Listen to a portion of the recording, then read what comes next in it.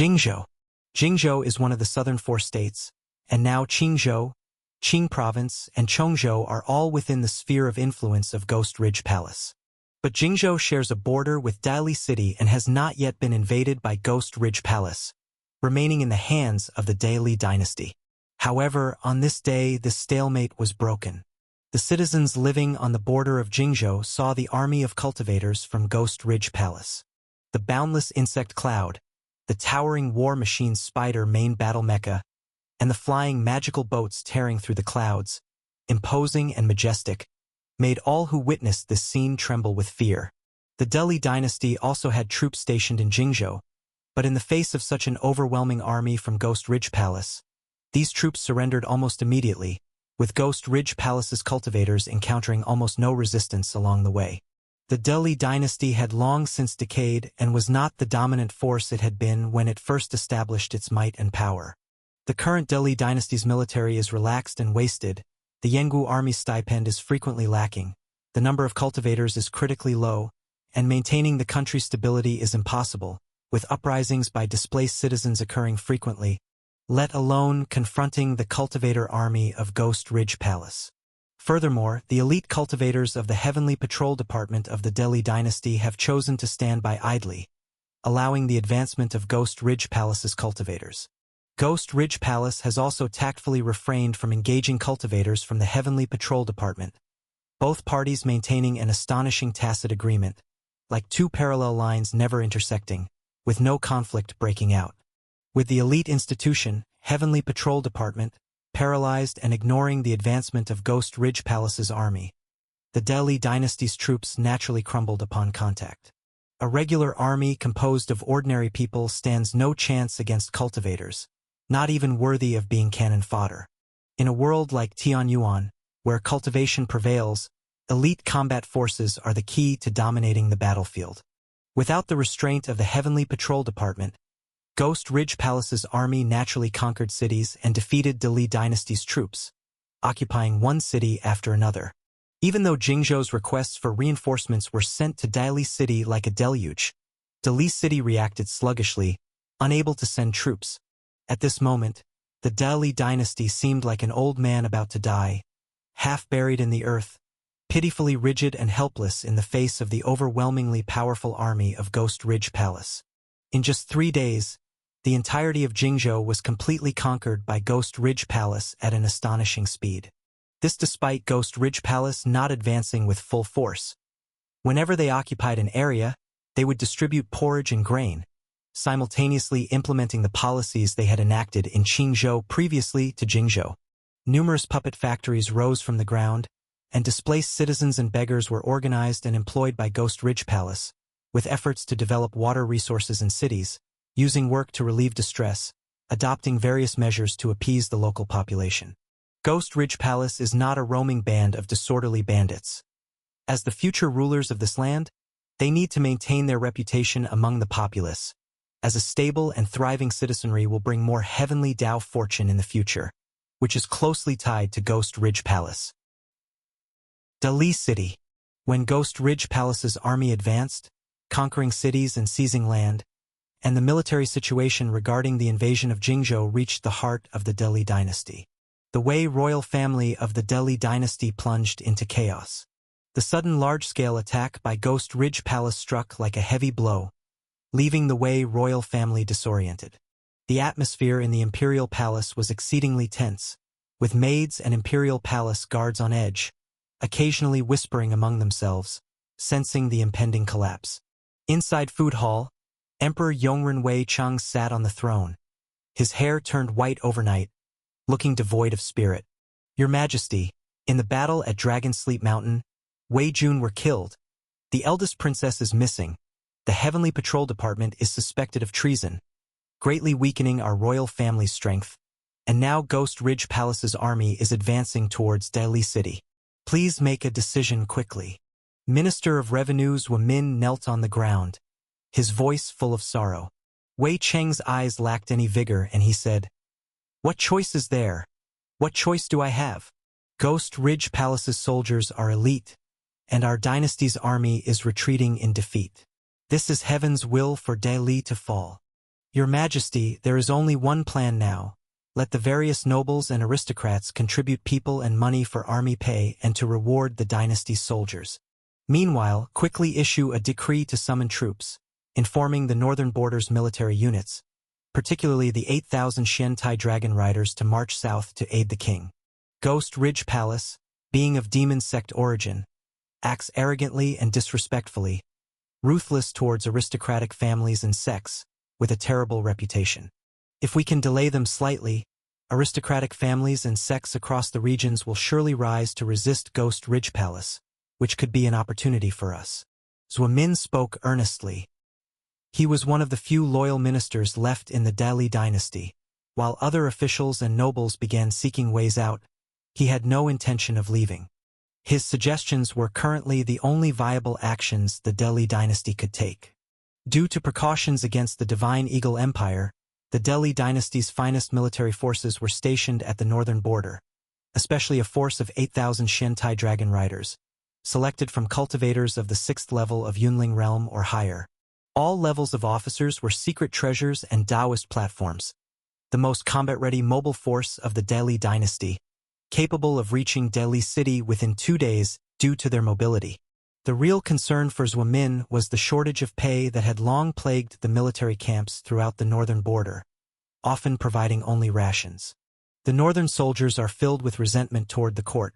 They may not be willing to march south to confront the cultivator army of Ghost Ridge Palace unless heavy profits are promised, which might be the only way to mobilize the northern troops. Yet, the Delhi National Treasury is empty now, and the only ones who can provide such funds are the affluent nobles and dignitaries of the court.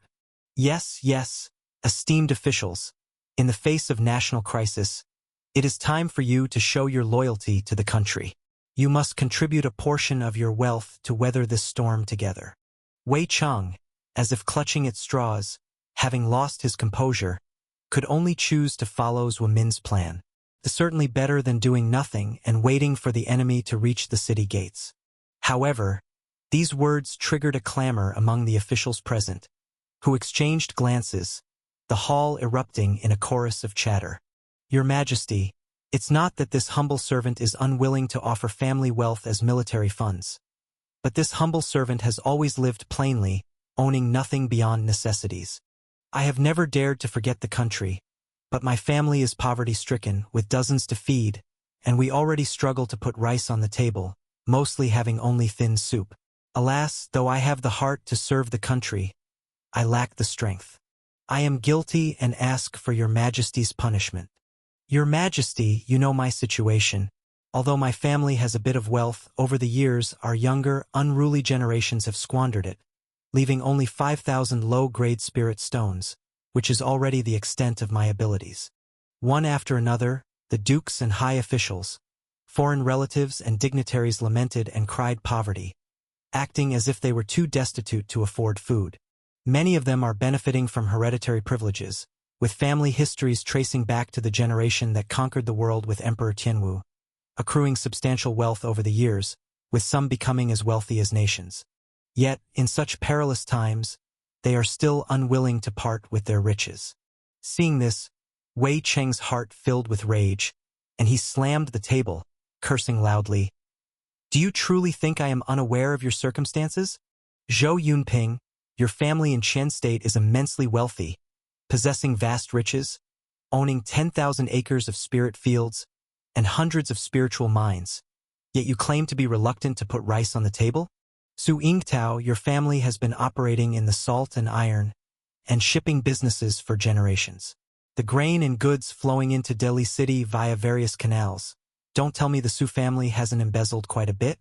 Kuyu, your family possesses millions of spirit stones, and not long ago you made significant purchases of summer resorts in Anzhou, bought hundreds of Western region dancers and concubines, invested in properties yet claimed to have no money. Do you take me for a 3-year-old child? Wei Cheng's bellow echoed powerfully, leaving the hall silent. Each noble and dignitary fell silent, their faces stiff. After a while, seeing Wei Cheng's eyes reddened with rage as if ready to kill, begrudgingly, the nobles expressed their willingness to endure hardship for the dynasty, donating part of their family assets. In the end, They quarreled relentlessly over who contributed more or less, akin to a marketplace, barely pooling together 5 million spirit stones. Wei Cheng himself led by example, selling off the royal family's already meager inner treasury, taking out the treasures and finery from the empress's dowry to gather enough for 5 million spirit stones, totaling 10 million spirit stones. This sum is wholly insufficient for current needs, completely failing to impress the proud generals of the northern border. Not to mention the northern border, even the various officers inside Dali City were unwilling to accept this hot potato, feigning illness and bedridden. With no other choice, Wei Cheng could only order Zhuo Min to lead and supervise the battle, assembling a force of 30,000 in Dali City. This force, apart from the garrison troops around Dali City, also incorporated the household guards, servants, and retainers of nobles and dignitaries, ordered to march south to aid at Tiger Cliff Pass. This is the last line of defense from Jingzhou into Dali City, safeguarded by several formidable defensive formations. However, Zhuo Min, a civil servant, might provide strategic advice, but when it comes to warfare, he is utterly clueless.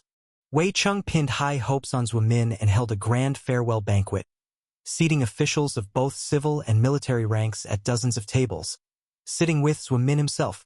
At the banquet, Wei Cheng took out the ceremonial cup used for sacrifices to heaven, personally serving Zhuo Min 3 cups of wine, and handing over the command of the most elite 1,000 Shen Tai dragon riders of Dali City to Zhuo Min. With tedious procrastination, the next day the army set out. As soon as the 30,000-strong army exited Dali City's Zhengyang Gate, over 1,000 soldiers deserted before they had gone far.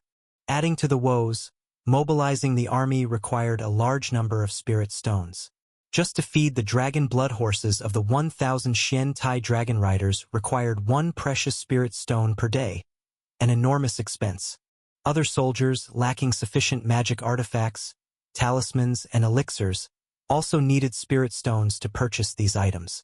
On the way, every city the army passed refused Zhuo Min's forces entry, understandably wary of the royal army's behavior, fearing that the army would loot them before Ghost Ridge Palace even arrived.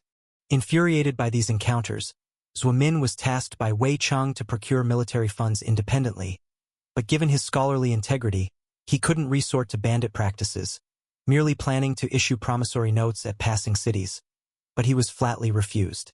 The soldiers accompanying Zhuo Min, realizing they were expected to go into battle on an empty stomach without adequate magic artifacts, talismans, and elixirs, only to face the tiger and wolf army of Ghost Ridge Palace, deserted even more, slowing the march to a crawl, barely covering 30 li a day. It's noteworthy that this army was primarily composed of cultivator-formed soldiers, advancing at a snail's pace. As they dragged on, delaying their progress, before Zhuo Min's forces even reached Tiger Cliff Pass, bad news arrived from the front line. Tiger Cliff Pass had fallen, now in the hands of Ghost Ridge Palace. Zhuo Min was bewildered, with the morale of his army plummeting to the lowest point, nearly collapsing before even facing Ghost Ridge Palace's forces. With no other option, Zhuo Min hastily led his troops to forcibly enter the nearby Ding'an City for defense. At this point, Ding'an City was less than 150 li from Dali City, highlighting the detour their march had taken. Wei Cheng, sitting in Dali City, anxiously awaited news from Zhuo Min daily, but the reports he received were chaotic and full of errors. Some claimed Zhuo Min had already died a martyr, others that he was fiercely defending Tiger Cliff Pass, preventing Ghost Ridge Palace from advancing, while still others said Zhuo Min had surrendered to Ghost Ridge Palace. Summoning the Minister of War to inquire, all he got was the ambiguous reply, "Your Majesty, I am not clear, the front lines are too chaotic, I haven't received accurate military intelligence." Enraged by this, Wei Cheng lambasted them. "You don't know this, you don't know that. What use are you useless gluttons I support here? What about the reconnoiter cavalry? Can't you send them to gather news?" The Minister of War shrugged helplessly, smiling bitterly. "Your Majesty, where does the money for military funds and rations come from? Without funds, I can't dispatch scouts."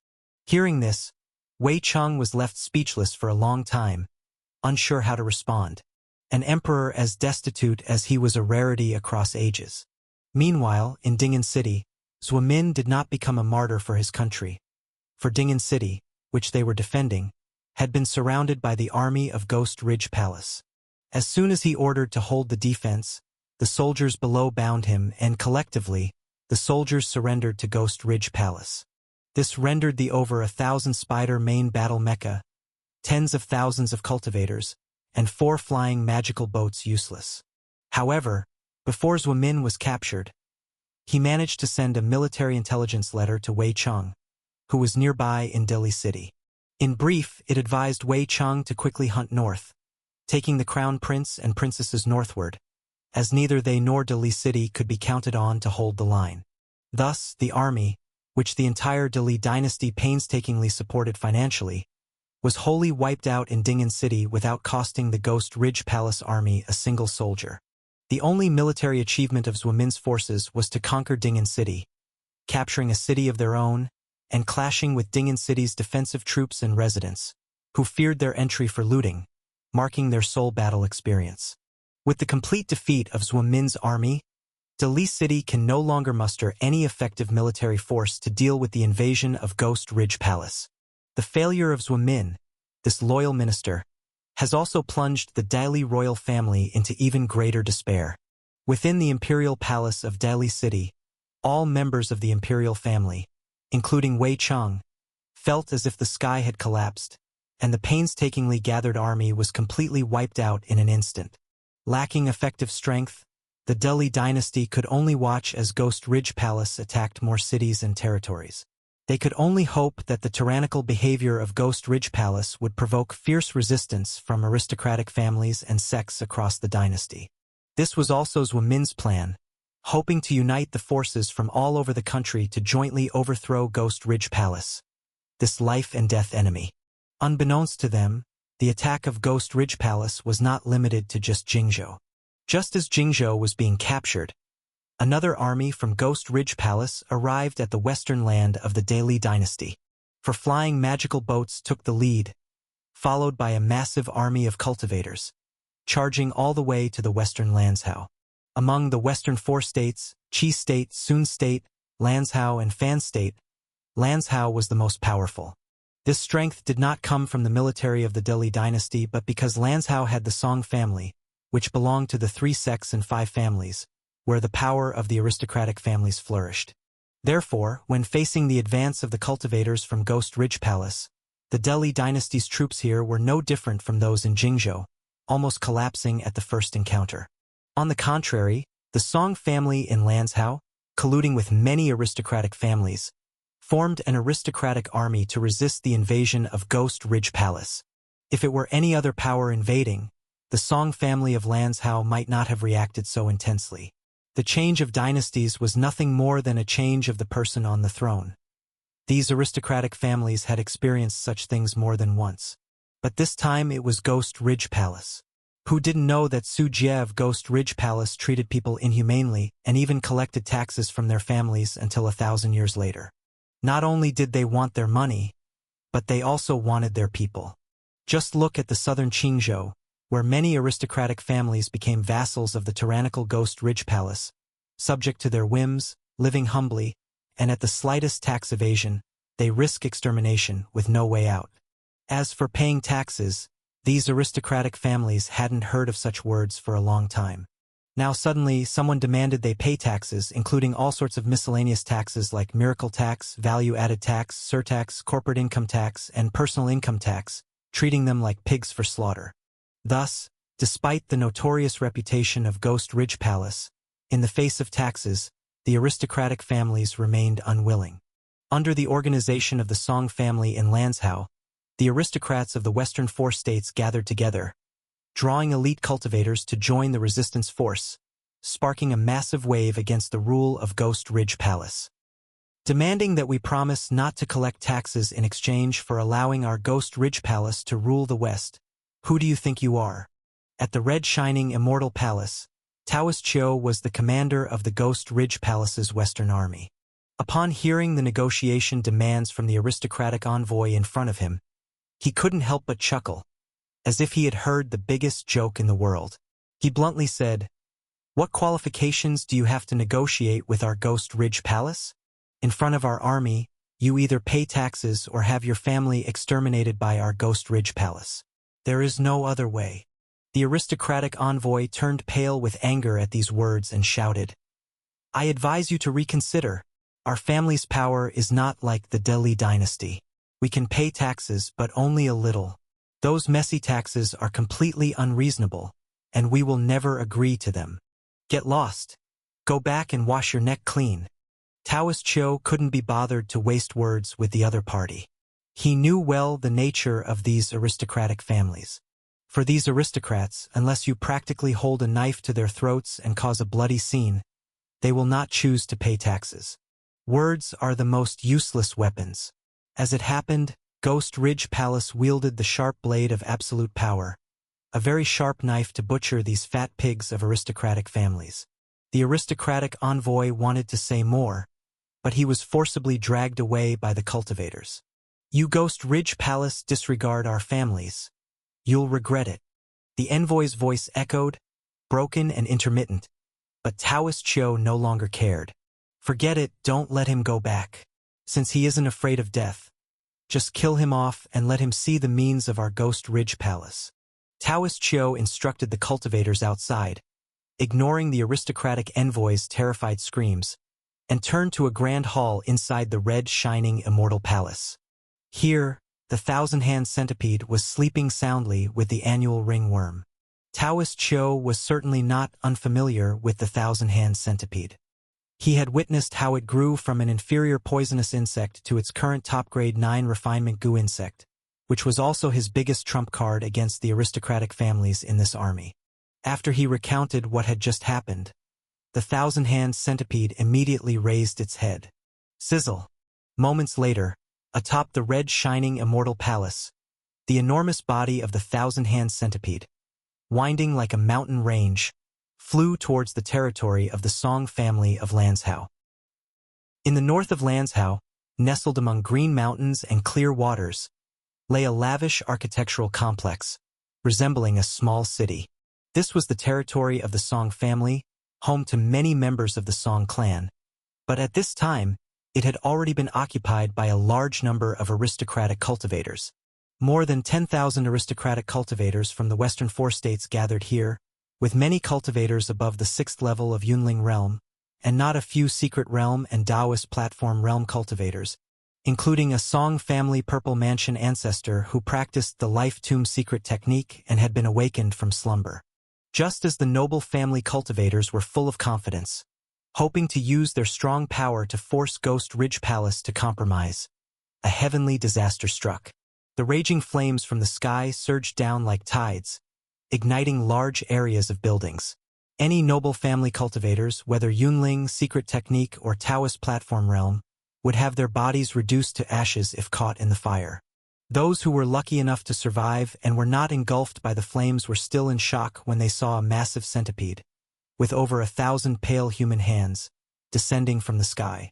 What kind of monster dares to cause trouble for my Song family?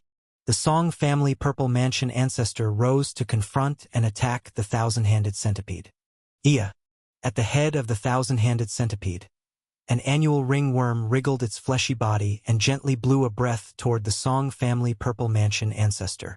The Song family Purple Mansion ancestor, who practiced the Life Tomb secret technique, already had little lifespan left, or he wouldn't have buried himself underground. At this moment, with the annual ringworm reversing time, a terrifying scene occurred. This Song family Purple Mansion ancestor appeared like a spent candle, his body becoming akin to a mummy, covered with the smell of decay, his life force almost completely depleted, and his power level dropping continuously. Impossible! The Song family Purple Mansion ancestor's expression was a mix of anger and shock. The annual ringworm truly restrained his ageless existence. Just a single breath was enough to take his life. Buzz! The thousand-handed centipede couldn't speak and didn't bother to respond. After the annual ringworm acted, it simply and fiercely charged forward, opening its bloody maw and biting down on the Song family Purple Mansion ancestor. Accompanied by the sound of bone and flesh shattering, The Song family Purple Mansion ancestor was directly bitten into fragments without any chance to retaliate. If not for the annual ringworm, the Song family Purple Mansion ancestor might barely be able to spar with the thousand-handed centipede. Unfortunately, the combination of the thousand-handed centipede and the annual ringworm, these two top-grade 9 refinement goo insects working together, was far greater than one, something he couldn't possibly withstand. When the Song family ancestor perished, the remaining noble family cultivators were even more incapable of stopping the thousand-handed centipede's rampage. One by one, noble family cultivators met tragic deaths, and the noble family's most substantial resistance force was completely destroyed. This illustrates the terrifying nature of high-level combat power. Just the thousand-handed centipede was enough to wipe out the so-called army of the noble family, making the battle entirely one-sided and unbalanced. Subsequent events followed smoothly. Without the cultivators, the noble families were like tigers losing their claws. Wherever the Ghost Ridge Palace army passed, they plundered and exterminated the rebellious noble families, amassing piles of spirit stones, various spirit materials and divine ores, spirit fields and spirit veins, shop deeds, all falling into Ghost Ridge Palace's hands, consolidating a wave of wealth, accumulating resources for constructing the heavenly Tao spectacle. In less than 10 days, the entire Western 4 states were entirely brought under Ghost Ridge Palace's rule, and no power dared defy Ghost Ridge Palace's orders, serving as the glaring outcome for those whose families were exterminated. The Ghost Ridge Palace army advanced in 3 directions. Apart from a unit heading north to Jingzhou, a unit went west to where the thousand-handed centipede was, and another unit was responsible for occupying the eastern domain. The eastern domain of the Deli dynasty was divided into 4 states: Jiazhou, Qian State, Fengzhou, and Anzhou. The Ghost Ridge Palace army stationed here also faced resistance. Unlike the resistance from the noble families in the western regions, here in the eastern domain, the opposition to Ghost Ridge Palace comprised not only various noble families but also sect-connected forces. For instance, in Fengzhou, it is the territory of Purple Cloud Pavilion, one of the 3 major sects of the Deli dynasty. Purple Cloud Pavilion is also the leader of the sects here, leading individual sects to variously hinder and resist the Ghost Ridge Palace cultivator army. The reason for their actions is quite simple. Though outwardly seeming unwilling to associate with Ghost Ridge Palace, actually, most sects under Purple Cloud Pavilion's call have chosen to align with Nine Heavens Holy Land. Compared to Ghost Ridge Palace, Nine Heavens Holy Land is evidently more suited to their favor. A colossal entity dominating Tianyuan world, it would be wiser to serve Nine Heavens Holy Land than Ghost Ridge Palace. Except Purple Cloud Pavilion is unaware that their sect master who went to Deli City had already fallen at Sujia's hand. Additionally, even Nine Heavens Holy Land's Saint Heir had died without remains, while Purple Cloud Pavilion remains immersed in the fantasies of Nine Heavens Holy Land's prestige, sealing their tragic fate. Just as the Song family in Lanzhou of the western regions was being bloodied by the thousand-handed centipede, a similar scene unfolded at Purple Cloud Pavilion in Fengzhou. That night, all disciples of Purple Cloud Pavilion witnessed a blood moon suspended high in the sky dome, as the vast 10,000-soul banner array descended, enveloping the entire mountain gate. When Purple Cloud Pavilion's disciples and elders awoke, the mountain protection array was enveloped by the 10,000-soul banner transformed assembly, surrounded by heavy ghostly shadows. Above their heads, Sword Mountain descended, with beheading great sabers vertically falling, emitting ghostly wailing screams, piercing and severing the bodies of sect disciples one by one. Beneath their feet, a sea of fire surged, with flames and magma continuously erupting like 10,000 volcanoes erupting simultaneously, the earth seeming to tumble over, swallowing countless sect disciples into the flames, burning them to ashes. As Purple Cloud Pavilion disciples, panicked, attempted to flee, a Huangquan River spanned the world, with eerie netherworld river water and corpses drifting, 18 bone mountains encircling the mountain gate, entirely blocking all escape possibilities for the disciples. Whether flying in the sky or burrowing into the earth, these sect disciples could only face death in despair. It's the Ghost Bride, the wedding dress female ghost of Ghost Ridge Palace's blood demon ancestor. By the time someone realized it was Han Rian wielding the 10,000 soul banner, it was already too late. Han Rian's methods were far more ruthless than the thousand-handed centipede.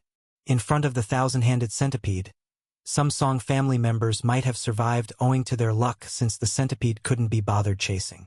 However, as soon as Han Rian took action, she used the 10,000 soul banner to completely encircle Purple Cloud Pavilion's mountain gate, thwarting any possible escape. Subsequently, Han Rian's deathly slaughter began. The Een souls on the 10,000 soul banner surged like tides, devouring and tearing apart one sect disciple after another. And any sect disciples who saw Han Rian personally, unless Taoist platform realm level or higher in cultivation, would immediately be cursed and die on sight, with deaths coming in various forms. Some became a pale paperman covered with paper money on their skin.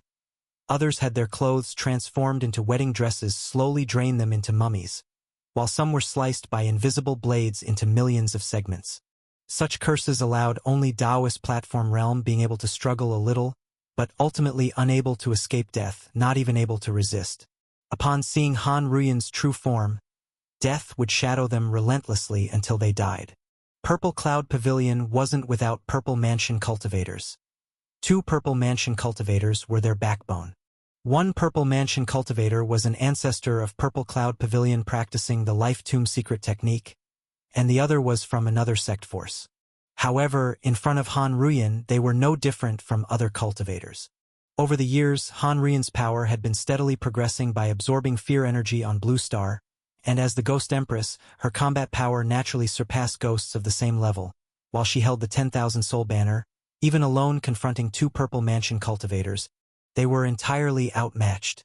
The battle lasted a very short time before the 2 Purple Mansion cultivators successively perished, cursed to death alive, with their souls absorbed into the 10,000 soul banner, further boosting its strength, approaching the level of the 10 million soul banner. Only 20 minutes after Han Rian departed, Purple Cloud Pavilion's mountain gate lay silent, with not a single survivor left within the sect. Such occurrences continued. Within a single night, Han Rian bloodily wiped out 5 sect forces and 9 renowned local noble families within Fengzhou. Unexceptionally, these sects and families were entirely eliminated, slaughtered to the last. The resisting forces against Ghost Ridge Palace were utterly wiped out, and Fengzhou was cleansed. Han Rian did not stop and appeared in Anzhou the next day, launching another slaughter, followed by Jiazhou on the 3rd day, and finally, Qian State on the 4th. With the pace of sweeping 1 state a day, Han Rian slaughtered the eastern domain's 4 states into rivers of blood. Her name became synonymous with death.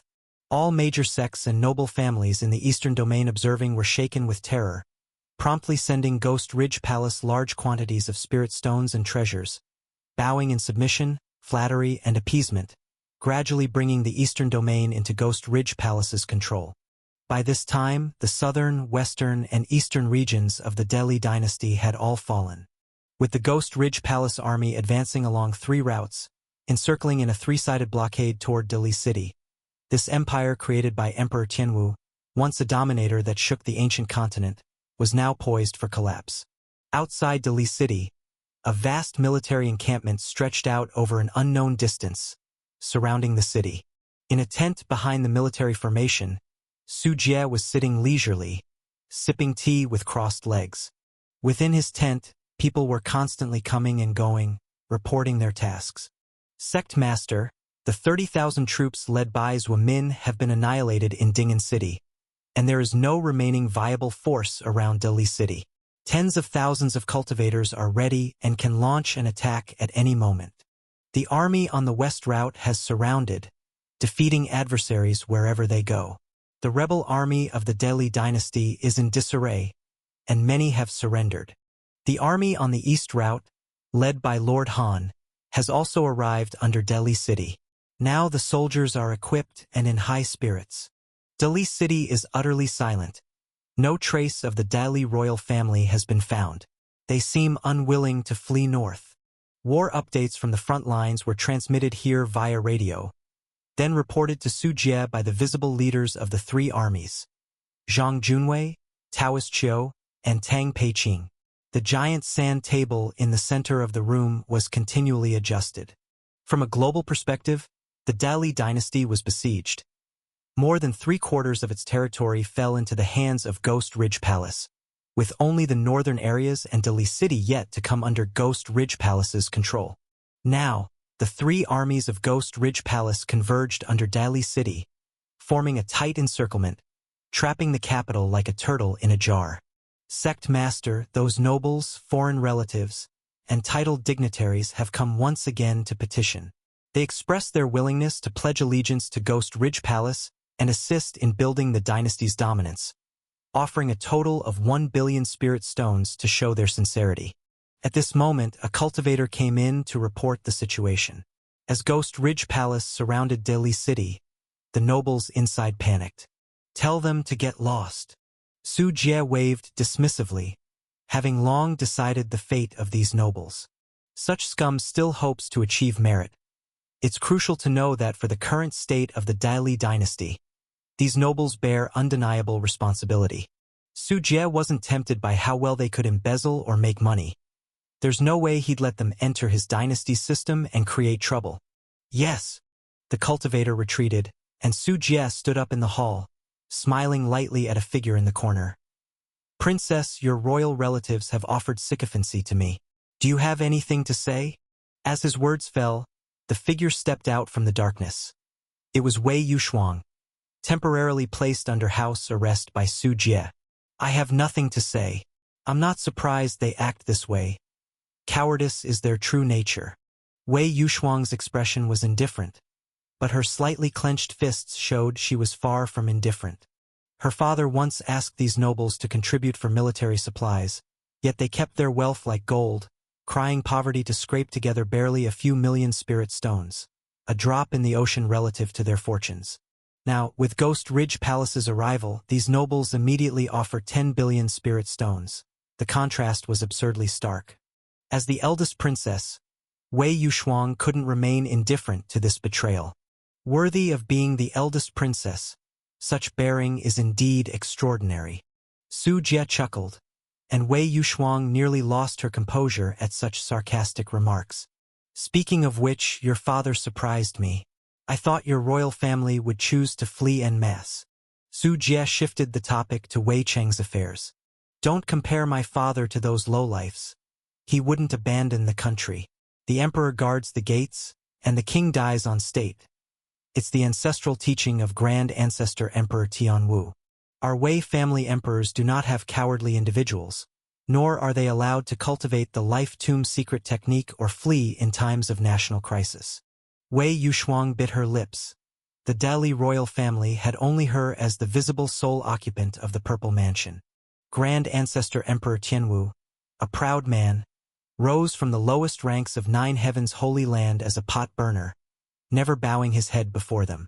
After establishing the Dali dynasty, Grand Ancestor Emperor Tianwu also laid down rules for the royal family, forbidding the cultivation of the life tomb secret technique, a secret method to bury oneself and extend life, turning oneself into neither man nor ghost.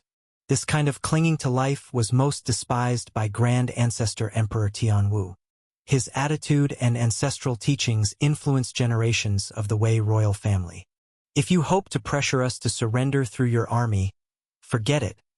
It's utterly impossible." Wei Yushuang angrily said that in recent days, Su Jie's tent became the focal point for all battlefield intelligence, and with Wei Yushuang placed under house arrest, Su Jie didn't hide his activities from her. Thus Wei Yushuang was fully aware of the dire external situation, knowing that the Dali dynasty was practically counting down to its demise. The fate of the dynasty lay entirely in the hands of the man before her. "That's rather rare. I respect him as a man, so I'll help fulfill this ancestral teaching." Su Jie straightened his expression. Back when Emperor Tianwu raised the flag against 9 Heavens Holy Land, rescuing ancient continent from its clutches, the legacy of 10,000 Dragon Pearl protected the continent. Such words could indeed come from Emperor Tianwu, who lived by them his entire life. Therefore, Su Jie solemnly ordered Zhang Junwei and others, "Transmit my order. At dawn, the army will enter the city. One battle to settle the world, Let the sun and moon transform and welcome a new sky. Instantly, Zhang Junwei, Taoist Qiu, and Tang Peiqing's spirit soared, their faces flushed with excitement. In stark contrast, Wei Yushuang's face was ashen white. Long live the sect master, we'll make arrangements right away. Zhang Junwei and the others left the tent to arrange and deploy the troops. At this point, only Su Jie and Wei Yushuang remained. Wei Yushuang felt weak all over, a deep sense of despair engulfing her heart. She had known this day would come, but now that it had truly arrived, her heart felt suffocated, filled with a pain that was tearing her apart. With the strength of Ghost Ridge Palace, Dali City was like a sandcastle, unable to withstand the invasion of their tiger and wolf army. Go back and see your father one last time, or you won't get the chance. Su Jie waved his hand. He wasn't so cruel as to deny a final meeting between father and daughter, even though it was by his hand that her father had reached this point. You're letting me go. Wei Yushuang was stunned, incredulous. Su Jie lifted the curtain and walked out of the tent, hands clasped behind his back, gazing into the distance where dawn was about to break. His eyes burned with fierce confidence, and he declared with overwhelming dominance, "What waves could you possibly stir? I can suppress them single-handedly. Not just you, a Purple Mansion cultivator, but even Emperor Dongshu can't stop me." Wei Yushuang watched Su Jie's broad back, as imposing as an ancient divine mountain challenging the heavenly palace, daunting and impossible to defy. Su Jie turned his head, and Wei Yushuang felt his gaze was terrifyingly sharp, like heaven-opening sword light revealing the deepest abyss. Instinctively, she avoided his gaze. Looking at her lovely face, Su Jie casually said, "If you don't leave, stay here with me until dawn to enter the city. But I advise you to go back. When people go mad, they'll do anything. You don't want to be the last of the Wei royal family." Wei Yushuang froze, immediately realizing something, her expression changing dramatically. She dared not delay any longer, rising and flying towards the sky. As she reached high altitude, Wei Yushuang saw a grand scene below her. A tide of cultivators emerged from their tents, checking their magic artifacts, elixirs, and talismans, forming vast attack teams under the organization of the elders. At the front lines, spider main battle mechas were unveiling their dew-covered tarps, revealing massive metal bodies as their roaring sounds spread far and wide. Flying magical boats, resembling suspended mountains in midair, were also activated. The drums of war beat, and Ghost Ridge Palace's grand banner flapped like waves in the fierce wind, a killing aura spreading strongly. Additionally, the 36 layers of Heavenly Palace, larger than Delhi Palace, absorbed spiritual power at 10,000 meters overhead, turning the cloud sea into a giant funnel-like eye of the ocean, storing ample spiritual power in preparation for potentially attacking the mountain protection array. Within the army, several extremely dangerous presences loomed, which Wei Yushuang suspected might be Su Jie's thousand-hand centipede and ghost bride. Passing through this expansive battlefield, Wei Yushuang felt like a small fish in the ocean, at any moment in danger of being swallowed by stormy waves. As she flew out of the army's reach, she breathed a sigh of relief and hurried towards Dali Imperial City. 43rd year of Yongren, March 19th. At dawn, as a hint of light broke across the sky, the chief eunuch Chao Mingrue was terrified by the Ghost Ridge Palace's siege army. He opened the gates of Yao Wu Gate without a fight, releasing all formations protecting the district. Leading soldiers and eunuchs, he knelt on both sides of the road, surrendering to Ghost Ridge Palace. Dali City was now wide open, and the Ghost Ridge Palace's cultivator army surged into Dali City, clashing with loyal troops devoted to Dali Dynasty, as the flames of war spread towards Dali Imperial City. The Dali Dynasty, with a glorious history of 1,285 years, was being marked by the demon Ghost Ridge Palace from the south, signaling the final demise of the empire. And the bell ringer was named Su, with the given name Jie. Dali Palace. Emperor Yongren Wei Chang, accompanied by his confidant eunuch Wang Pian, arrived at the highest point of Dali Imperial City, the Purple Phoenix Mountain, gazing at the blazing Dali City. Under his graying hair, Wei Cheng's eyes were filled with deep exhaustion, mixed with a hint of relief. Dali City had been surrounded for days, and he hadn't slept. Emotions of anger, hatred, guilt, pain swirling persistently in his heart. He knew Dali dynasty would be lost because of him, and waiting for death was tormenting. Now death had finally come, unexpectedly relaxing his tense heart. The days of enduring had come to an end. Wei Cheng understood he was about to meet his final fate. How long until the enemy army reaches here? Wei Cheng asked, his voice hoarse like sawing wood. Wang Pian, a Dao Platform's 7th-layer cultivator, grew up with Wei Cheng. As the palace's chief eunuch, he was most trusted. In this final journey of life, only Wang Pian remained by Wei Cheng's side. Reporting to your majesty about half an hour. The Ghost Ridge Palace's army is looting and committing genocide in the city, which has slowed their advance. Wang Pian, using his divine sense, perceived everything within the city and made his judgment. Ha, ha, ha ha ha. Wei Cheng laughed wildly, as if faintly hearing the painful wails coming from countless princes, foreign relatives, nobles, wealthy merchants, and powerful figures being ransacked in the city, pleasantly affecting his mood. Those officials and dignitaries who wouldn't spare a dime during his humbling donation requests were now facing Ghost Ridge Palace's blades, wondering if their empty words were useful at all. I am not the emperor who lost a country. It is the ministers who lost the country. Therefore, everything is a symbol of a fallen nation. Our ancestors built this world through hardships, now lost overnight. After my death, Pian, remove my crown and let my hair loose. I have no face to meet the ancestors. Wang Pian nodded tearfully, silently following Wei Cheng back towards the palace. The palace was already in chaos, attendants carrying all sorts of packages running outside. Guards were gone, and remaining loyal ministers had been dispatched to fight Ghost Ridge Palace. Returning to the inner palace, Wei Cheng first found Empress Xiao, Wei Yuxuang's mother, and granted her a cup of poison. Empress Xiao smiled bleakly. I've been with you for decades. Your Majesty never listened to my advice.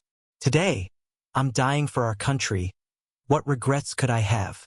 Wei Cheng could not respond, staggering away in shame. Behind him, Empress Xiao's words lingered. Your Majesty fears my corpse being defiled by the invaders. I wish to die for the country, and request your Majesty to spare the children.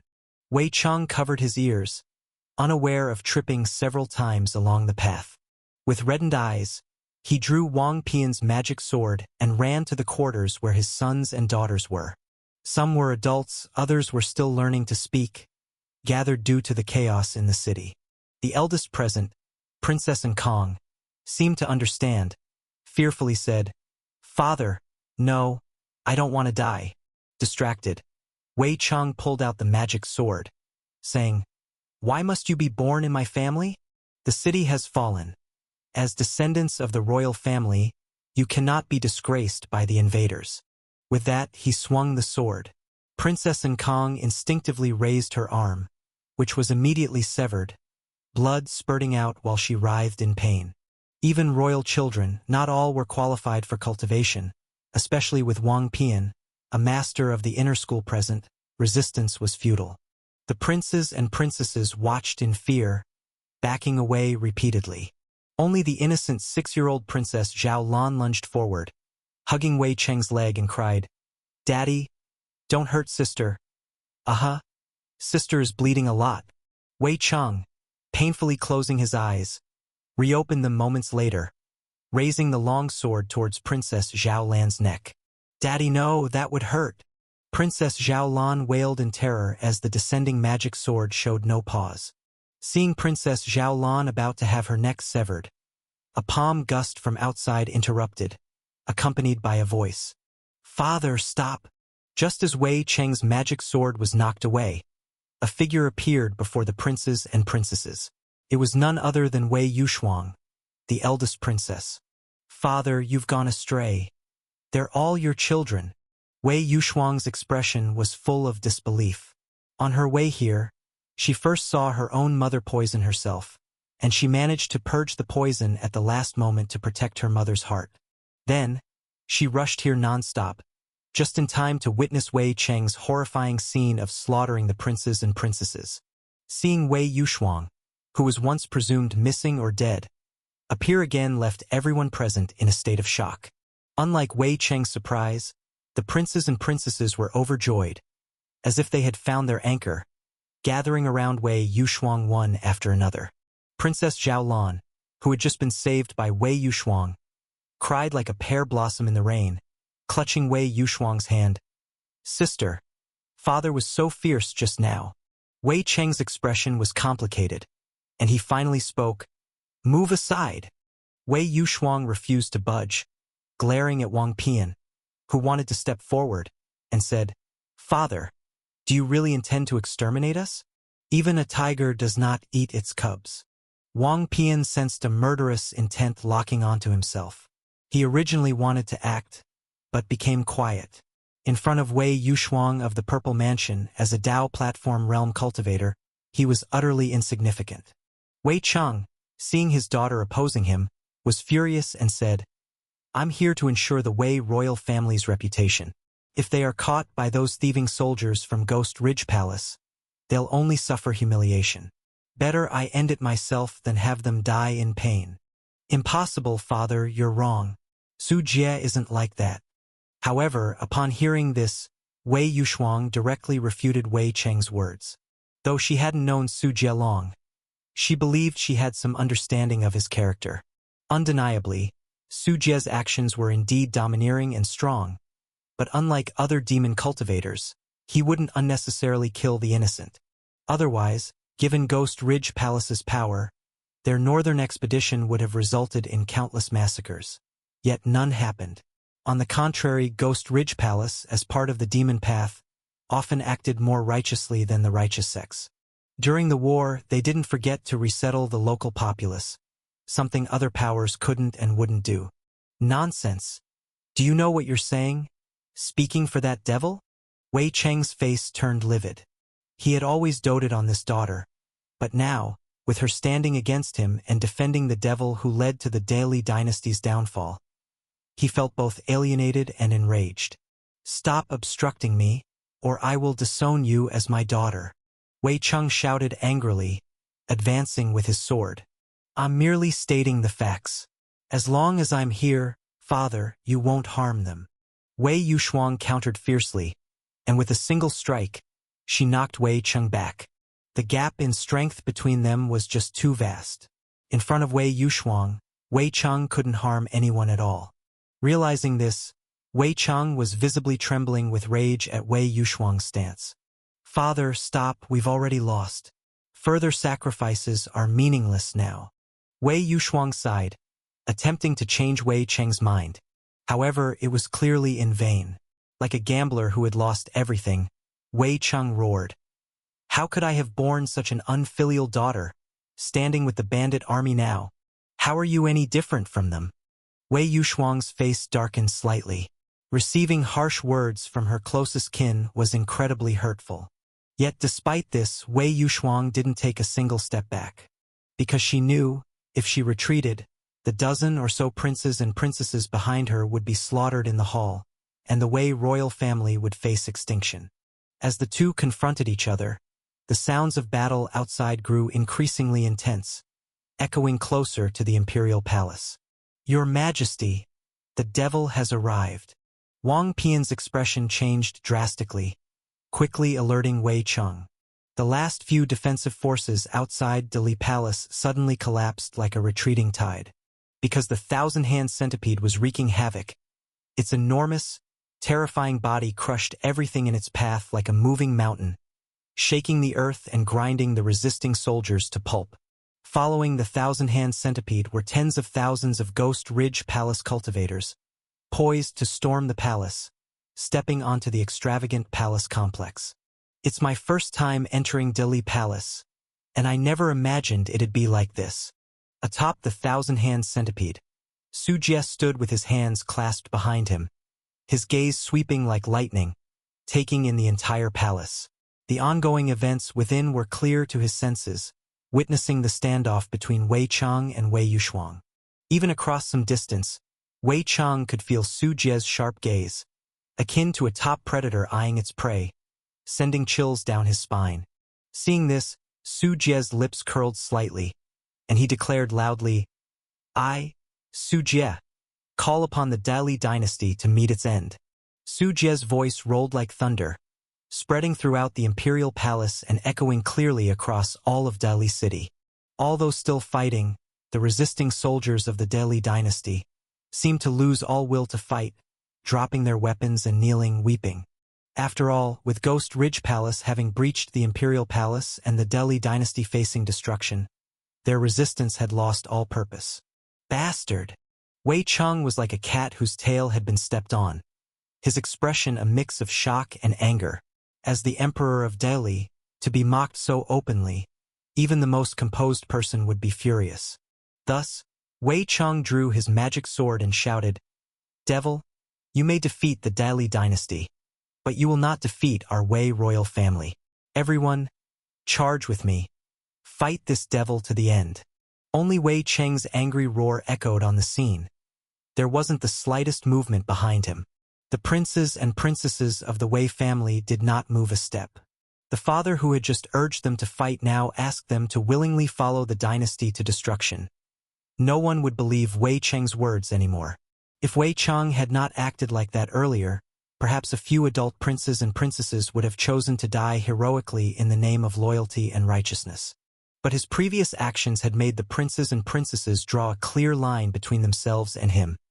Instead of stepping forward, they retreated, their gazes no longer filled with affection for Wei Chang. Wei Chang turned his head and saw this scene. His heart grew cold as he felt the sting of betrayal from relatives and clansmen. At the last moment of the dynasty's downfall, even the closest did not choose to stand by his side. Wei Yushuang remained silent. In the past, her disposition would have made her charge ahead, sword drawn against Su Jie, even knowing it was a dead end. But now, Wei Yushuang was no longer so willful, because she not only represented herself, but if she fell, those brothers and sisters behind her, her mother, and the concubines in the harem would lose all protection. She lived not just for her own sake. The Dali dynasty was already doomed to fall. She had to ensure that the bloodline of the Wei royal family could continue and not vanish entirely in the Tianyuan world. Wei Chang, oh Wei Chang, you have failed as both an emperor and a father. The downfall of the Dali dynasty in your hands is what you brought upon yourself. Su Jie chuckled, finding the scene amusing. Silence, you demon. Even if it is only me left, our Wei royal family will never bow to you. Wei Chang glared angrily at Su Jie, holding his magic sword as he charged towards him. But after just several dozen meters, the giant head of the thousand-hand centipede lowered, its enormous eyes like suspended stars, a fierce and brutal aura enveloping the area. Wei Chang was like a small boat in a storm, teetering and his steps halted, his face turning deathly pale. He leaned on his magic sword, or he would have knelt under the oppressive aura. In that moment, Wei Chang was utterly desolate. He couldn't even get close to Su Jie. Just one poisonous insect from Su Jie made it hard for him to advance, let alone fight him desperately. Su Jie crushing him was no different than crushing an ant. I personally admire Emperor Tianwu greatly, but what perplexes me is how his descendant can be such an emperor. Incompetent in action and strength, occupying the throne yet indecisive, and wanting to drag the whole family with him into the netherworld upon death. If Emperor Tianwu knew you wanted to end his lineage, he'd jump out of his grave and slap you to death. Since the emperor is without Wei today, I will clear the house for Emperor Tianwu to prevent you from tarnishing his name. Su Jie's eyes were mocking, having no sympathy for Wei Chang. An enemy is an enemy, and he wouldn't err on such matters by sparing Wei Chang. Others might live, but Wei Chang must die. His cold taunts were like slaps across Wei Chang's face, making him alternately green and white with rage, finally raising his head in defiance. Demon, victories and defeats are common affairs. Today I lost. I accept my defeat. You need not do anything. I shall seek the founding ancestor myself to atone. Wei Cheng gnawed his teeth, no longer willing to hear Su Jie's taunts and ridicule. He pulled the magic sword from the ground and fiercely drew it across his own throat. Su Jie didn't stop Wei Cheng's actions, though he could capture and torment him until his death was unpleasant. It was unnecessary. This was the last dignity Su Jie afforded this emperor. In the next instant, the sharp magic sword cut through skin, trachea, esophagus, and cervical vertebrae, blood gushing out. With a thud, Wei Cheng fell to the ground, his pupils reflecting emotions of nostalgia, regret, unwillingness, and resentment, seemingly recalling his decades of reign as an emperor. A once prosperous dynasty now perishing due to his management. His responsibility was inescapable. Ultimately, Wei Cheng's pupils dilated, and he lost his breath, becoming a corpse still exuding warmth. Boo-hoo! A number of princes and princesses cried bitterly. Although Wei Cheng had acted in such a way, seeing him die in front of them made some unable to hold back their tears. Wei Yushuang's eyes dimmed, looking at Wei Cheng's body and then at the spirited Su Jie, feeling a welter of emotions. Wang Pian said nothing but cupped his hands towards Su Jie. I beg your pardon, but I need some time to handle the emperor's remains. Go on. Su Jie noticed Wang Pian's resolve to die, waved his hand. With that, Su Jie resumed walking forward, and the princes and princesses made way. Su Jie entered Food Hall, where the court sessions were held, and the throne was prominently placed at the front. He paused slightly, then strode forward, sitting on the golden throne desired by countless people under the heated anticipation of the Ghost Ridge Palace cultivators and the mournful eyes of the Wei princes and princesses. It's a bit uncomfortable on the buttocks, Su Jie muttered in his heart, that being his first impression upon sitting on the throne. Yet, outwardly, he maintained a majestic and solemn demeanor as he gazed at the Ghost Ridge Palace cultivators in the palace, slowly speaking. Everyone, the Emperor of Dali has been executed. Now I declare, the northern expedition is successful, and we have achieved the ultimate victory. I will not monopolize this glory. All those who have followed me will receive rewards to your satisfaction. This is the first promise I make as the new emperor. As his words ended, a thunderous cheer erupted. Countless Ghost Ridge Palace cultivators were overjoyed, excited and thrilled. They knew the sect master's generosity. With such a great victory, everyone was ensured to receive a highly substantial reward. For Su Jie never shortchanged his people. The elders were even more excited. Under Su Jie's leadership, the Ghost Ridge Palace successfully overthrew the Dali dynasty, which means that on the ruins of the Dali dynasty, they would establish a new 10,000 dynasty. These cultivators who rose with Su Jie would achieve merits akin to founding a dynasty, an honor significant enough to be recorded in the annals of history, lasting 1,000 years. The cheer spread from the palace throughout the entire Delhi city as the Ghost Ridge Palace cultivators who entered Delhi city went wild with joy, feeling that their futures were assured. In stark contrast to the jubilation of the Ghost Ridge Palace were the nobles and aristocrats in Delhi city, who felt as if the sky had fallen. With the fall of the Delhi dynasty, they lost their backing and were faced with the impending threat from the Ghost Ridge Palace forces, with several households of nobility already confiscated, leaving the others trembling in fear. The old rules they commonly used meant nothing to the brute force of the Ghost Ridge Palace, who merely desired to extract their wealth entirely. Wow, Su Jie succeeded. He's going to be emperor. Sister, did you see that? In the ranks of the Ghost Ridge Palace cultivators, Ning Xinyue clung to her sister Ning Yuning's arm, hopping with excitement, gazing at the distant figure high on the throne, her eyes full of admiration. I see it. He hasn't promised to make you the empress yet. So why are you getting all excited? Ning Yuning pinched her sister's tender cheeks, rolling her eyes. Although the scene was indeed rare, and Su Jie indeed had the prowess, she couldn't stand her sister's eagerness. Whether I become empress or not doesn't matter. I'm just happy. I always said Su Jie's future was limitless, and now it proves my foresight right. Ning Xinyue huffed proudly, feeling honored. The stronger Su Jie became, the more his achievements, the more it proved her excellent judgment in picking men. Ning Yunying said nothing, simply steadying her gaze on Su Jie seated high on the throne. She had a premonition that in the future, Su Jie would stir up turmoil in the Tianyuan world, possibly causing more of a commotion than Emperor Tianwu ever did. 3 days later, the somber war atmosphere in Dali City had completely dissipated, with only the occasional specks of blood on the walls hinting at the fierce battle that once took place here. In just these 3 short days, the people of Dali City experienced a mix of shock and fear. The forces from Ghost Ridge Palace had invaded Dali City, and it's likely that the Dili dynasty has fallen, with Ghost Ridge Palace replacing it as the new ruler of this land. Throughout history, dynastic changes have often been accompanied by slaughter and death, with common people being reaped like grass. The people of Dali City were fearful and anxious, especially since Ghost Ridge Palace is a demon sect, and in people's minds, no good ever comes from the demon path. And so, after 3 days, some of the trembling citizens of Dali City finally began to venture out of their homes. With no choice, as their households had run out of food, they couldn't just hide and starve to death. Among them was Old Lu, who lived in Guangfu Square, Anshin Street of Dali City. Anshin Street, located on the north side of Dali City, is a poor residential area. Old Lu, with his carpentry skills, provided for a family of 5. In Old Lu's house, the dim and cramped room saw thin porridge split into 5 small bowls.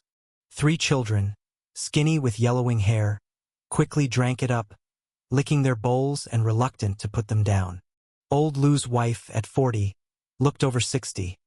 Her head streaked with gray due to their harsh living and strenuous labor. Old Lu took a sip of the porridge in his hand and then divided the rest among the 3 children, saying, "Stay at home, and I'll go out to find out more about what's happening. You fool! It's still chaotic outside. Do you want to die?" His wife, Mrs. Zhang, quickly put down her bowl and urged her husband. "Women are so short-sighted. The food is all gone. If I don't go out and find some work, we'll all have nothing but the northwest wind to drink. Besides, Mr. Su's high-interest debt needs repayment. If we fail to repay, Mr. Su will get us sold into slavery." Old Lu slammed the table, startling the children. The Mr. Su he referred to was the Minister of Ministry of Industry, Su Qing, who, in the corrupt Dali dynasty, controlled the Ministry of Industry and would exploit any orders he received. He'd first outsource production tasks, and for those that couldn't be, he'd cut costs by using substandard materials, pocketing the savings as his wealth. The craftsmen taking these outsourced jobs also faced extortion, as Su Qing often nitpicked, accusing them of damaging royal equipment and threatening severe punishment. Those who couldn't pay ended up taking high-interest loans from Su Qing to pay off fines. As for complaining to authorities, those who dared found their bodies dumped in the moat outside the city to feed the fish. Through such two-way exploitation, Su Qing became one of the loan sharks in Dali City, known as Tiger Head Gate for his ruthless lending, where the interest outstripped the principal, leading many to ruin. Old Lu was one of the craftsmen indebted to Su Qing. Once skilled and leading a decent life, now he could barely eat, with all his extra income going toward debt repayment, seeing no end in sight. "Stay at home and don't wander outside. I'm going out and will be back soon." Old Lu repeatedly instructed them, and under his family's worried gaze, he carefully opened the door and stepped out onto the street. Outside, the street was very deserted, with only a few people who hurried along, wary of encountering any marauding soldiers. Having lived here for decades, Old Lu was quite familiar with the surrounding environment. He began to gather information from his neighbors after stepping out. When the chaotic troops first entered the city, it was a mess everywhere, with shouts and screams resounding, and my windows were stained with masses of blood. Seems like just 2 days ago, chaotic troops came to post notices. I didn't dare go out to see them, so I don't know what they were about. Do you think the emperor has already passed away, and the new emperor is that sect master from Ghost Ridge Palace, Su Jie? I've heard he's called the Blood Demon Ancestor, which sounds terrifying. The days ahead are going to be even harder. After chatting with his neighbors, Old Lu turned and headed toward the outside of Anshin Street, planning to buy some rice, as his household was running low on food. He walked to the nearest grain store, where the grain store door was open. His worst fear hadn't come true, being unable to buy food amidst chaos. Tightening his hold on the copper coins in his pocket instinctively, old Lu felt worried, wondering if the grain prices had surged dramatically. In the past, food prices always spiked during wartime, making it hard for families to afford even essentials. A further increase would be disastrous for them, especially this grain store's shopkeeper, who was notoriously difficult, frequently raising prices maliciously and mixing sand into the grain sold. Oddly enough, few can run such a business without backing. Even reporting to officials proves useless. However, as old Lu approached, he was stunned to see that the storekeeper's rotund figure was now a corpse. No, there was no mistake. The shopkeeper's body was hanging from a crooked-necked tree by the roadside, with flies buzzing and maggots crawling over it. But old Lu would never mistake it. This body, weighing over 300 pounds, is not something an ordinary person could possess. Ordinary people rarely eat meat on usual days, lacking oil and water. Let alone becoming fat, not being skin and bones is considered to belong to a well-off family. The shopkeeper was hanged? Old Lu was full of surprise. The shopkeeper of the grain store, who was once the local tyrant on Anshin Street, was hanged alive on a crooked-necked tree. However, at this moment, his family's hunger was more pressing. Old Lu just glanced a few times and still went into the grain store. Old Lu found that many store clerks have changed into unfamiliar faces. All those clerks who used to follow the shopkeeper and bully the market were nowhere to be seen. When he looked again at the grain prices in the store, old Lu's eyes bulged immediately. Because not only did the grain price not rise, it was only 1/5 of the previous price, a full 5 times cheaper. How can it be this cheap? It must be fake. Old Lu could hardly believe his eyes. He had never seen such cheap grain prices since he had memory, and he suspected that he had misread the figures. How could it be fake? This is the Ghost Ridge Palace Elder's kindness. To curb unscrupulous merchants from hoarding rare goods, they opened the storehouses and released the grain. Those unscrupulous merchants who dared not to cooperate would end up like the shopkeeper hanging outside on the crooked-necked tree. A store clerk spoke up, having seen too many incredulous people like old Lu. They had accustomed to hard days, and when good days came, the first thing they would do was doubt, unable to believe that a pie could fall from the sky. Yes, yes, thank the Ghost Ridge Palace elders. Half-dazed, old Lu didn't come to himself until he left the grain store holding a bag full of grain.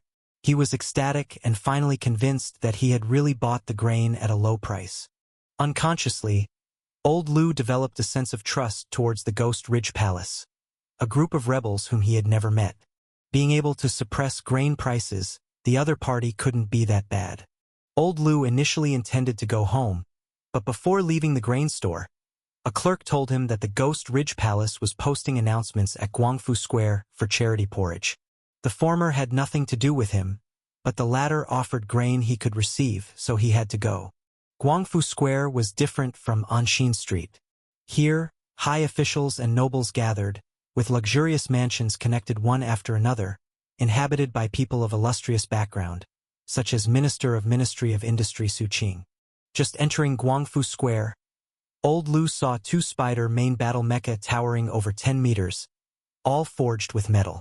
These gigantic puppet machines with cannon mouths all over their bodies, even those seeing them for the first time could immediately understand that these were battlefield-killing weapons. Old Lu's legs went weak. He almost faltered and wanted to turn back, but his stomach grumbled discontentedly at that moment. He had just drunk a mouthful of rice soup when he went out this morning, which was far from enough. For the grain of charity porridge, old Lu forcibly suppressed his inner fear and walked into Guangfu Square. Here, old Lu was surprised to see the once luxurious mansions now with their gates wide open, and cries and shouts constantly emanating from within. A large number of Ghost Ridge Palace cultivators were continuously coming and going, extracting high officials and nobles, including their offspring and family members from these places. Even the extravagant mansion of Su Qing, which covered hundreds of acres, was completely occupied by Ghost Ridge Palace cultivators. Those noble women, spoiled young masters, and pampered young ladies, all dressed in gold and silver, whom old Lu dared not even meet eyes with in the past, now all reduced to prisoners in chains. A slight resistance would earn a brutal whip, causing the skin to split and flesh to burst. Within the mansion, the screams and howls of agony lingered incessantly. Various terrifying torture instruments were brought out by Ghost Ridge Palace cultivators. Then those big figures were placed on them to be tortured and forced to confess the whereabouts of their wealth. As a demon sect, the Ghost Ridge Palace naturally excelled in such techniques of pinching and extorting money. Various tortures even righteous cultivators couldn't withstand, let alone these well-cared for high officials and nobles. Old Lu witnessed with his own eyes how Su Qing, the Minister of Ministry of Industry, was dragged out like a dead dog from his mansion, then put on a burning red copper pillar by Ghost Ridge Palace cultivators, the contact between flesh and the copper pillar immediately emitting a burnt aroma, with flesh and skin sticking to the copper pillar. Su Qing also contorted in a grimace of pain, emitting screams that were not quite human, caught in utter despair. The Ghost Ridge Palace cultivators did not stop. Various tortures were successively applied.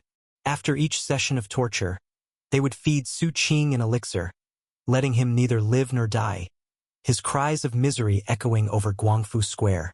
Under such brutal torture, Su Qing, seeking death, disclosed all his hiding spots for wealth truthfully and completely. Soon enough, the Ghost Ridge Palace cultivators seized vast amounts of wealth from various places.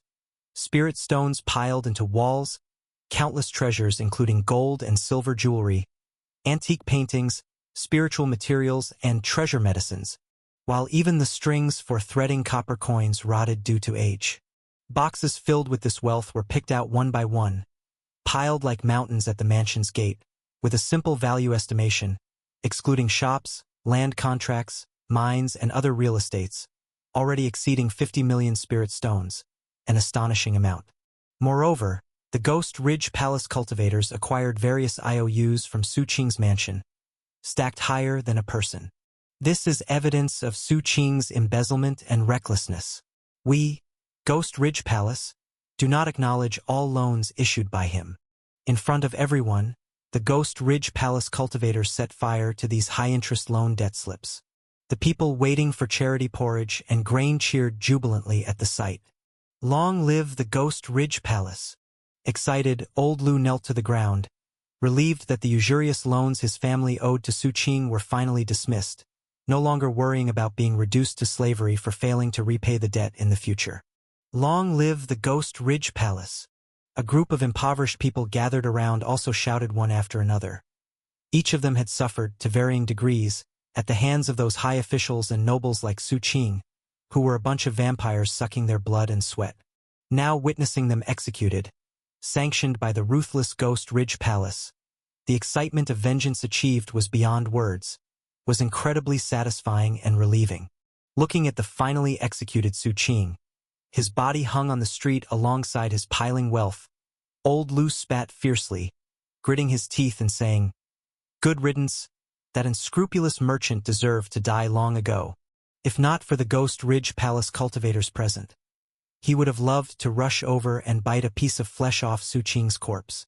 And similar scenes kept happening in Guangfu Square, where wealth extorted piled like mountains, and the high officials and nobles of the past, whether ended up as prisoners or corpses hung beside the streets, filled the place with their cries and pleas for mercy. It can truly be said that the imperial street was paved with bones of officials. The court gate was adorned with heads of nobles. Previously, the Emperor of Delhi, Wei Cheng, asked these high officials and nobles to donate money, but they refused. Now it was all cheap for the Ghost Ridge Palace, and the wealth of the entire Delhi city's nobility was likely effortlessly over hundreds of billions in magnitude. The Ghost Ridge Palace is the past. You should call us by our new name, the Great Xia Dynasty, as this is our national title. Amidst the people's cheers, the leading Ghost Ridge Palace elder spoke, correcting the people's address. Old Lu excitedly asked, "My lord, may I know the emperor's title?" "Emperor Xing'an. This is the title of our current sovereign. All of you should remember it clearly," the Ghost Ridge Palace elder explained aloud, and had people bring barrels of thick porridge and fragrant roasted duck and pork to say to the people present, "Tomorrow is the enthronement ceremony of Emperor Xingyuan, and to celebrate with the people, Emperor Xingyuan personally ordered to offer charity porridge and grain for 7 days. Starting today, all nationwide taxes will be reduced, with land tax reduced to 1/20th, and various miscellaneous taxes abolished, distributing land to those without land. This is the divine benevolence of the great emperor, unlike the Delhi dynasty of the past." The words fell, and initially, there was a few seconds of silence. Then all people blushed with excitement and shouted repeatedly, "Emperor Xingyuan! Emperor Xingyuan! Emperor Xingyuan!" Old Lu shouted hoarsely, having previously thought the Ghost Ridge Palace was a band of rebels. No, it should now be called the Great Xia Dynasty. It turned out they were the righteous army, and Emperor Xingyuan Sujie was indeed a true great emperor worth their allegiance for all the people across the world. As for the Delhi dynasty, what was that? Unfamiliar with it, now it had fallen, let it fall. Old Lu wished them thoroughly dead. Being a beast of burden for the Delhi dynasty, how could it compare to being ruled by the Great Xia dynasty, being treated as a person? At this moment, the recognition of the Ghost Ridge Palace by Old Lu and countless people soared unprecedentedly high, from the heart accepting the Great Xia dynasty, accepting the rule of Emperor Xingyuan. Just as the people of Delhi city were grateful to the new ruler, the Great Xia dynasty, and rejoicing over the series of policies it implemented.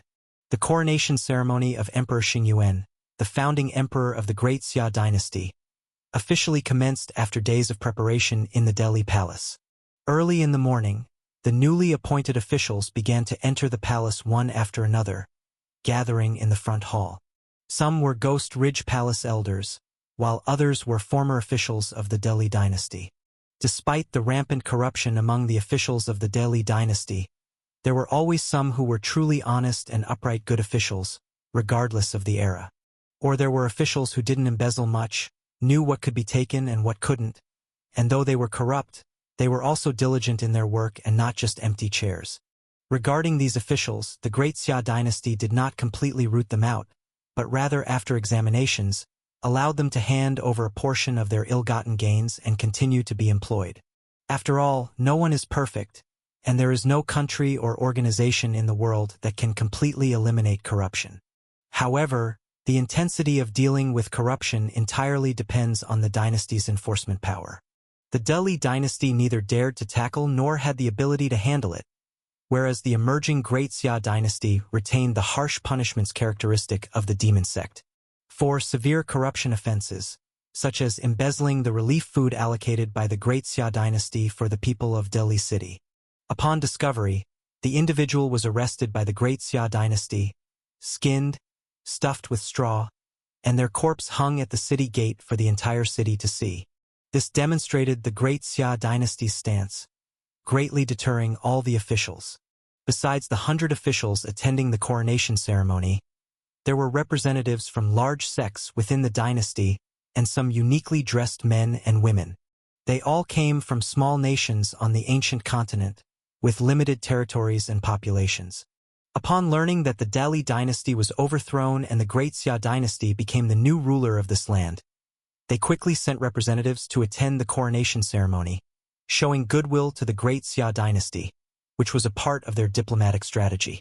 The envoy from Luoma country presents a pair of heavenly obsidian golden Buddha statues, wishing the Great Xia dynasty eternal prosperity. The envoy from Yunyu country offers a baby exotic beast Thunder Wing flying tiger, wishing Emperor Xingyuan eternal life and dominance over ancient ages. The envoy from Lijiang country presents. One after another, the envoys from small countries arrived, bringing precious treasures and exotic beasts, in exchange for a friendly attitude from the Great Xia dynasty towards their countries. Is this the palace? It's my first time here, and truly, it's the grand atmosphere of a great nation, magnificent and majestic.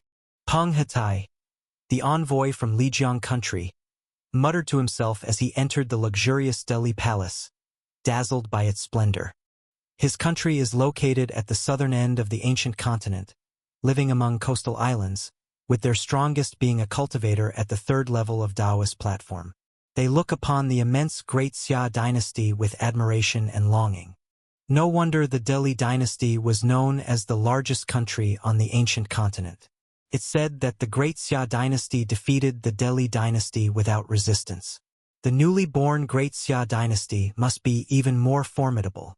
A representative from Luoma whispered, "Their country is located to the west of esoteric Buddhism, which once oppressed their nation heavily. Now, with esoteric Buddhism being eradicated by the former Ghost Ridge Palace, the dreadfulness of the Great Xia dynasty is evident. If the Great Xia dynasty's predecessor, esoteric Buddhism, was no match for the Great Xia dynasty, it goes without saying they are inadequate as well.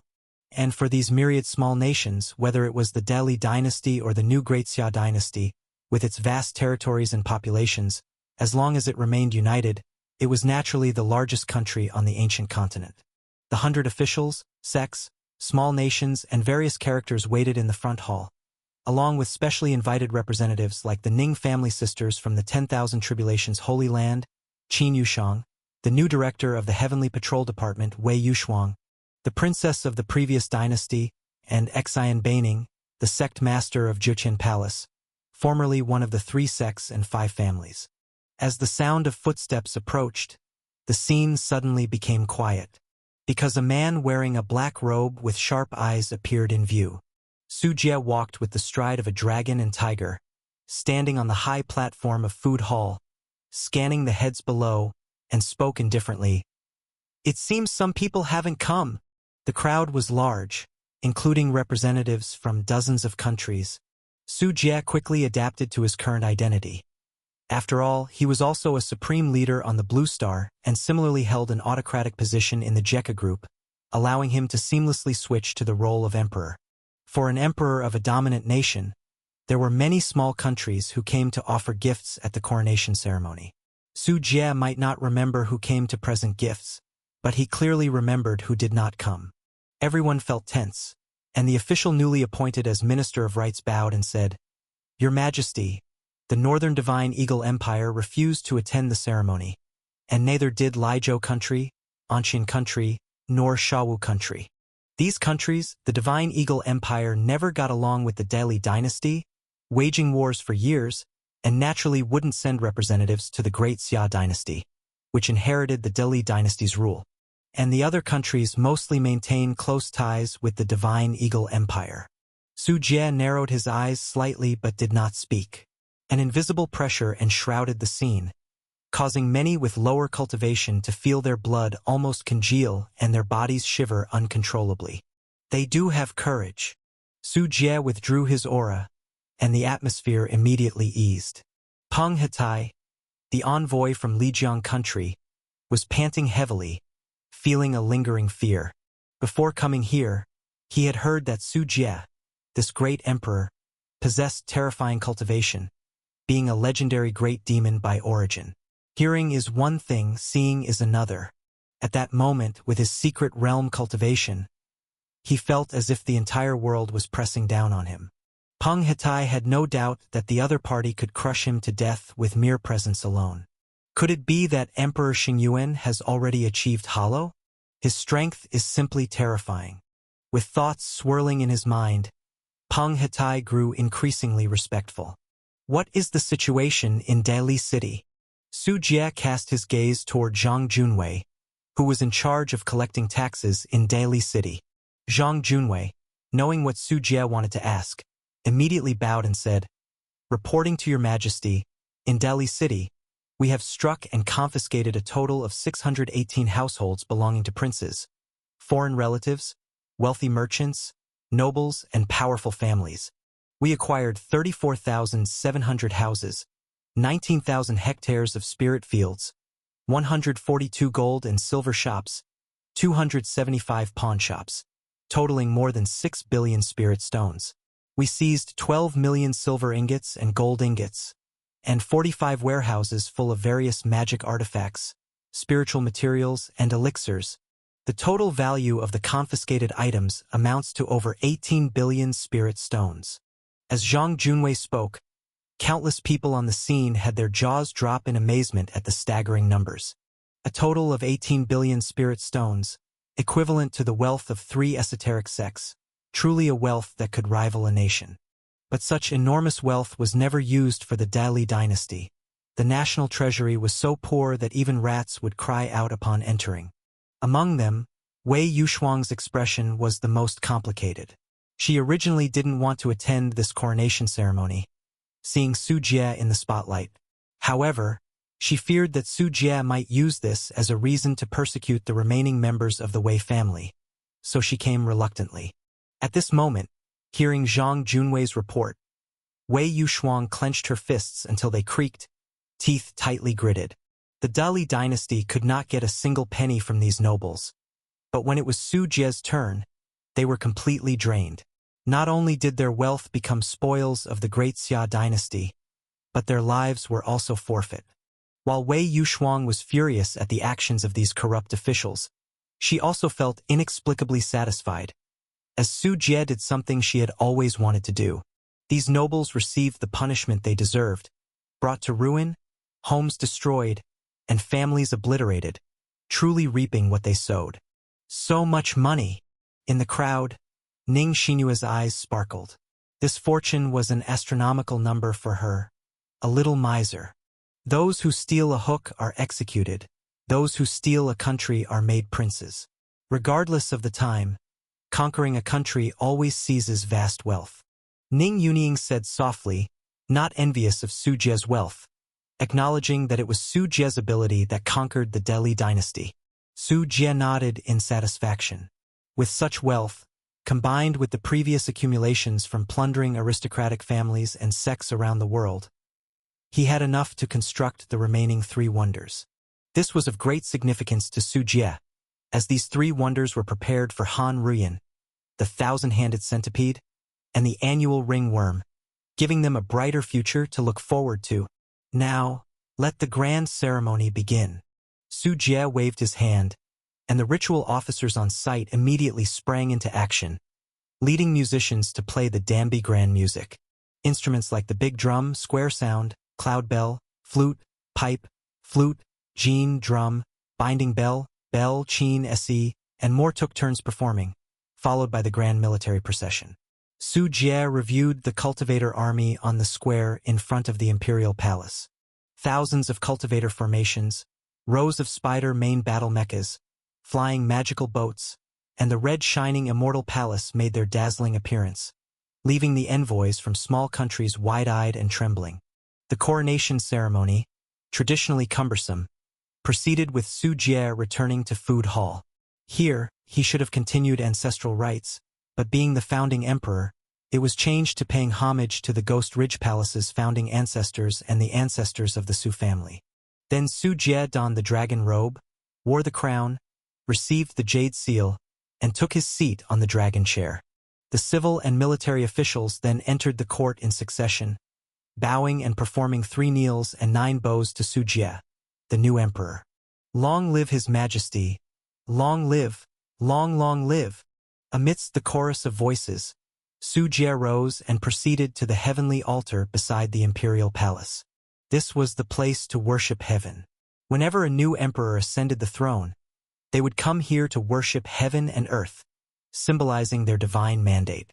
Before the heavenly altar, Su Jie adjusted his attire, holding the jade seal, and ascended the steps of the altar step by step, reaching the highest platform. Under the watchful eyes of the officials and envoys, Su Jie wrote with blood as gold flowed from his fingertips, inscribing words upon the jade seal. I am of divine mandate, my heart aligned with heaven and earth above, and embraced by the people below. Thus, I have founded Great Xia, praying for the blessings of heaven. From this day forward, I shall implement a series of new reforms to rejuvenate the country, prosper and strengthen the nation, and bring peace and happiness to the people. I hope all of you will work together with one heart to accomplish this grand endeavor and proclaim it to the world. With that said, Su Jie raised the jade seal and tossed it into the sky. Below, the officials knelt down one by one and shouted, We shall follow your majesty's lead and are willing to go through fire and water to create a prosperous age for the heavenly empire. Su Jie stared intently at the flying jade seal. By right, at this point, Su Jie should have gained the recognition of the heavenly Tao.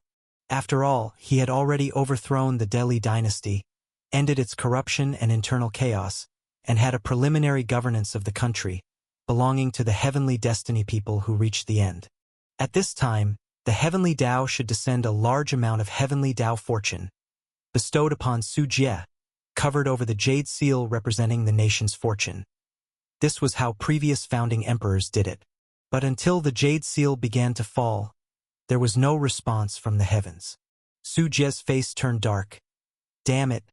Could it be that the heavenly Tao of the Tianyuan world intends to renege? After all the effort to conquer the Deli dynasty for this purpose, he was still waiting to use the heavenly Tao fortune of the Tianyuan world to accelerate the refining of the moon. Pa! Su Jie caught the jade seal and forcefully threw it into the sky once more, sending it straight up 10,000 meters. Rumble! Crack! The sky dome finally reacted. Tribulation clouds rapidly formed and then struck fiercely down towards Su Jie. The officials and envoys below were all dumbfounded, looking at each other. How could this be completely different from the ancient records? According to the ancient records, shouldn't the founding emperor at this time be receiving heavenly virtue, with Ganlu dripping down, resplendent rays, purple clouds coming from the east, and golden lotuses appearing as auspicious omens? How could a founding emperor be struck by lightning? Unheard of. Damn! Su Jie cursed silently. How irritated the heavenly Tao of the Tianyuan world is with him. So much for crowning himself as Emperor Xingyuan, Xing referring to the starlit sky of the blue star universe, and Yuan referring to the Tianyuan world, signifying Su Jie's ambition to reign across both realms. He had already proclaimed himself emperor in the Great Xia dynasty, yet the heavenly Tao of the Tianyuan world still rejects him. How could they not consider his dignity? The tribulation lightning descended. Su Jie's eyes flashed, as the lightning from the void was annihilated bit by bit, following which Su Jie fiercely punched the sky, scattering the tribulation clouds completely. At this point, in the clear sky for thousands of miles, the jade seal hung in the air, golden spots of light born from the void, falling into the jade seal. Evidently, the inherent mechanism of the heavenly Tao still existed. The heavenly Tao of the Tianyuan world was like a fixed program, incapable of truly embezzling Su Jie's founding merit. Only because of its rejection of Su Jie, this outlier, it merely infused the heavenly Tao fortune, without creating any auspicious scenes like dragons and phoenixes presenting auspiciousness or sun and moon shining together to celebrate Su Jie. However, Su Jie didn't mind this. As long as he got the heavenly Tao fortune, everything would be negotiable. The numerous officials below, seeing this, immediately felt relieved. They had almost lost all their morale just now. If the newly founded dynasty wasn't recognized by the heavens, did it not mean they were not destined by providence? That would be a huge blow to morale. A moment later, Su Jie caught the jade seal in his hand, feeling the thick heavenly Tao fortune condensed on it, and couldn't help but smile. However, what puzzled Su Jie was that although the heavenly Tao fortune was substantial, it was somewhat less than what he had anticipated. Couldn't it be that the heavenly Tao withheld a portion? How could it siphon like that? While Su Jie was secretly pondering, a military messenger, disregarding the ongoing celebration, hurriedly rushed over, holding up a blood-stained document, shouting, "Report, Your Majesty, the Divine Eagle Empire from the north has invaded the south. The garrison commander of Jade Dragon Pass, Zhu Tianyu, has defected, joining the Divine Eagle Empire, causing the fall of Jade Dragon Pass. The Divine Eagle Empire's iron hooves are now rampaging through the northern territories, leaving corpses strewn across the land." The present officials and envoys were in an uproar. Their faces changed dramatically. The joy Su Jie had just felt from gaining the heavenly Tao fortune vanished completely, and his face turned cold. He already understood why the heavenly Tao fortune was so lacking. It turned out someone was coveting his heavenly Tao fortune. With a beckon, the document flew into Su Jie's hand, and after reviewing it, Su Jie sneered. "So it seems someone wants to take advantage of my Great Xia's vulnerability during its founding to come and seize the opportunity. Your Majesty, the Divine Eagle Empire harbors ambitions like a wolf. invading the south to plunder our borders. We must retaliate with thunderous force to deter the world's trivialities. The first to stand out was Zhang Junwei, who held the position of Minister of War. Considering from the perspective of a demon cultivator, when others provoke us, we must fiercely strike back, eye for an eye, tooth for a tooth. This is inappropriate. At this moment, another person stepped forward. This was Yu Wenjie, a former grand scholar of the previous dynasty. He was one of the few honest civil servants in the Dali dynasty, often ostracized in officialdom but revered among the common people. Thus, after the establishment of the Great Xia dynasty, Yu Wenjie was retained and continued to serve as grand scholar. Your Majesty, the Great Xia dynasty is newly founded, and the people have long suffered the hardships of war, with a decline in living standards. They need time for recuperation and rejuvenation.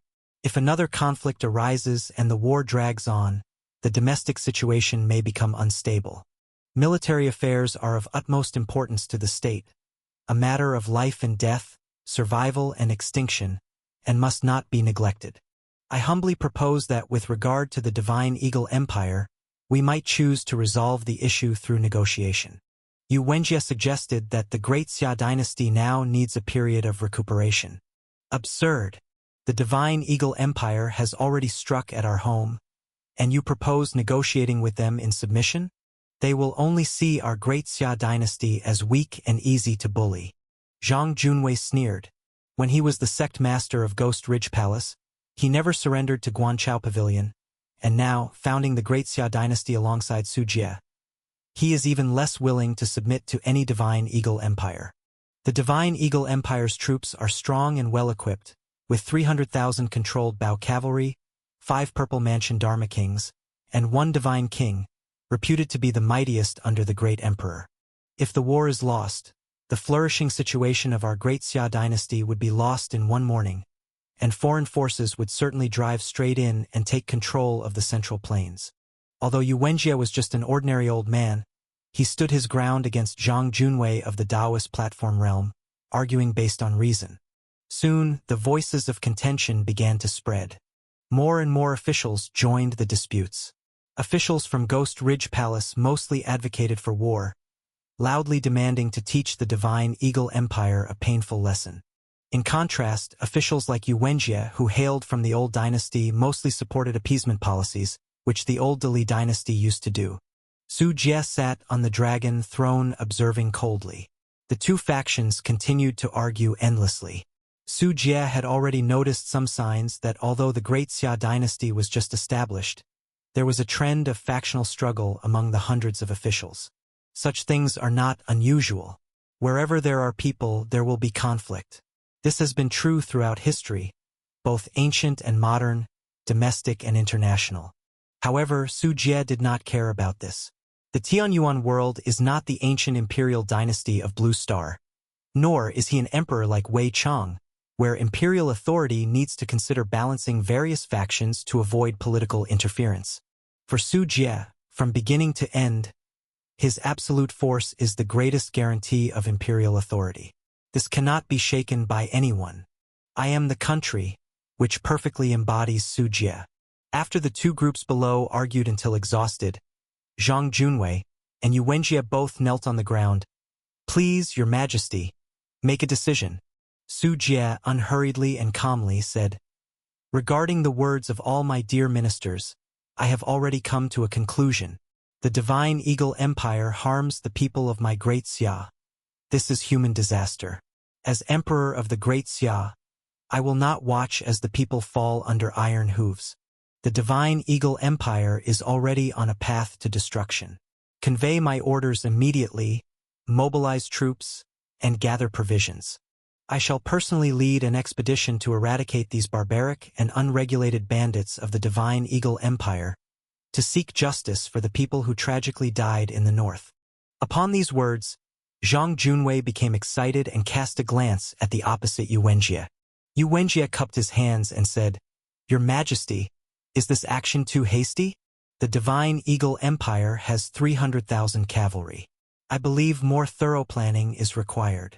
However, Su Jie's gaze swept over, making Yu Wenjie instantly feel his scalp numb, and his heart beat like a drum, as if saying one more word would lead to execution outside the Meridian Gate.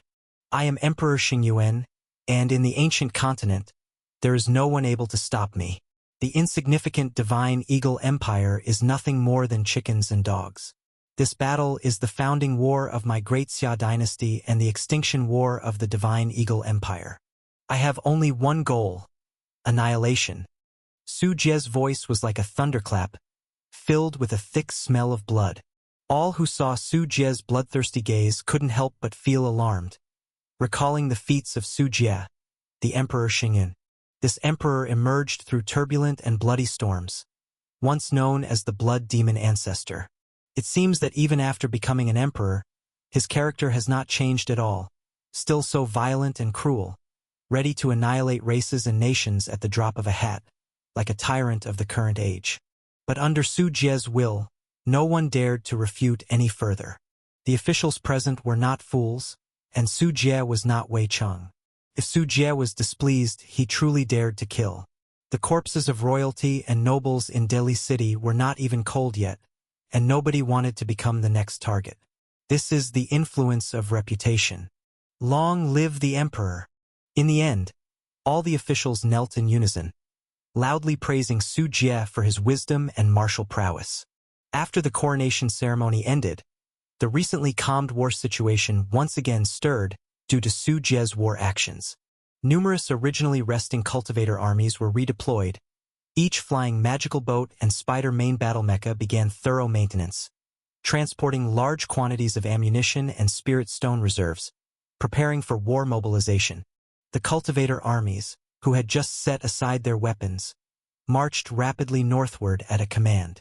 With the mobilization speed of the cultivator army and the presence of spider main battle mecha and flying magical boats, within 3 days the army could reach the northern Jinzhou front line. For this war, Ghost Ridge Palace mobilized 100,000 cultivators, including 20,000 elite soldiers originally belonging to the Dali dynasty. At the high-level cultivator level, Qin Yushang, the newly appointed director of the Heavenly Patrol Department, Zhang Junwei, the sect master of Jiuqian Palace, and Wei Yushuang, the former dynasty princess, all 3 Purple Mansion cultivators were recruited. Besides Qin Yushang, Zhang Junwei was forced to join due to the threat of the Great Xia dynasty. Otherwise, before the northern expedition against the Divine Eagle Empire, the Great Xia dynasty might have already destroyed Jiuqian Palace, eliminating any defiance.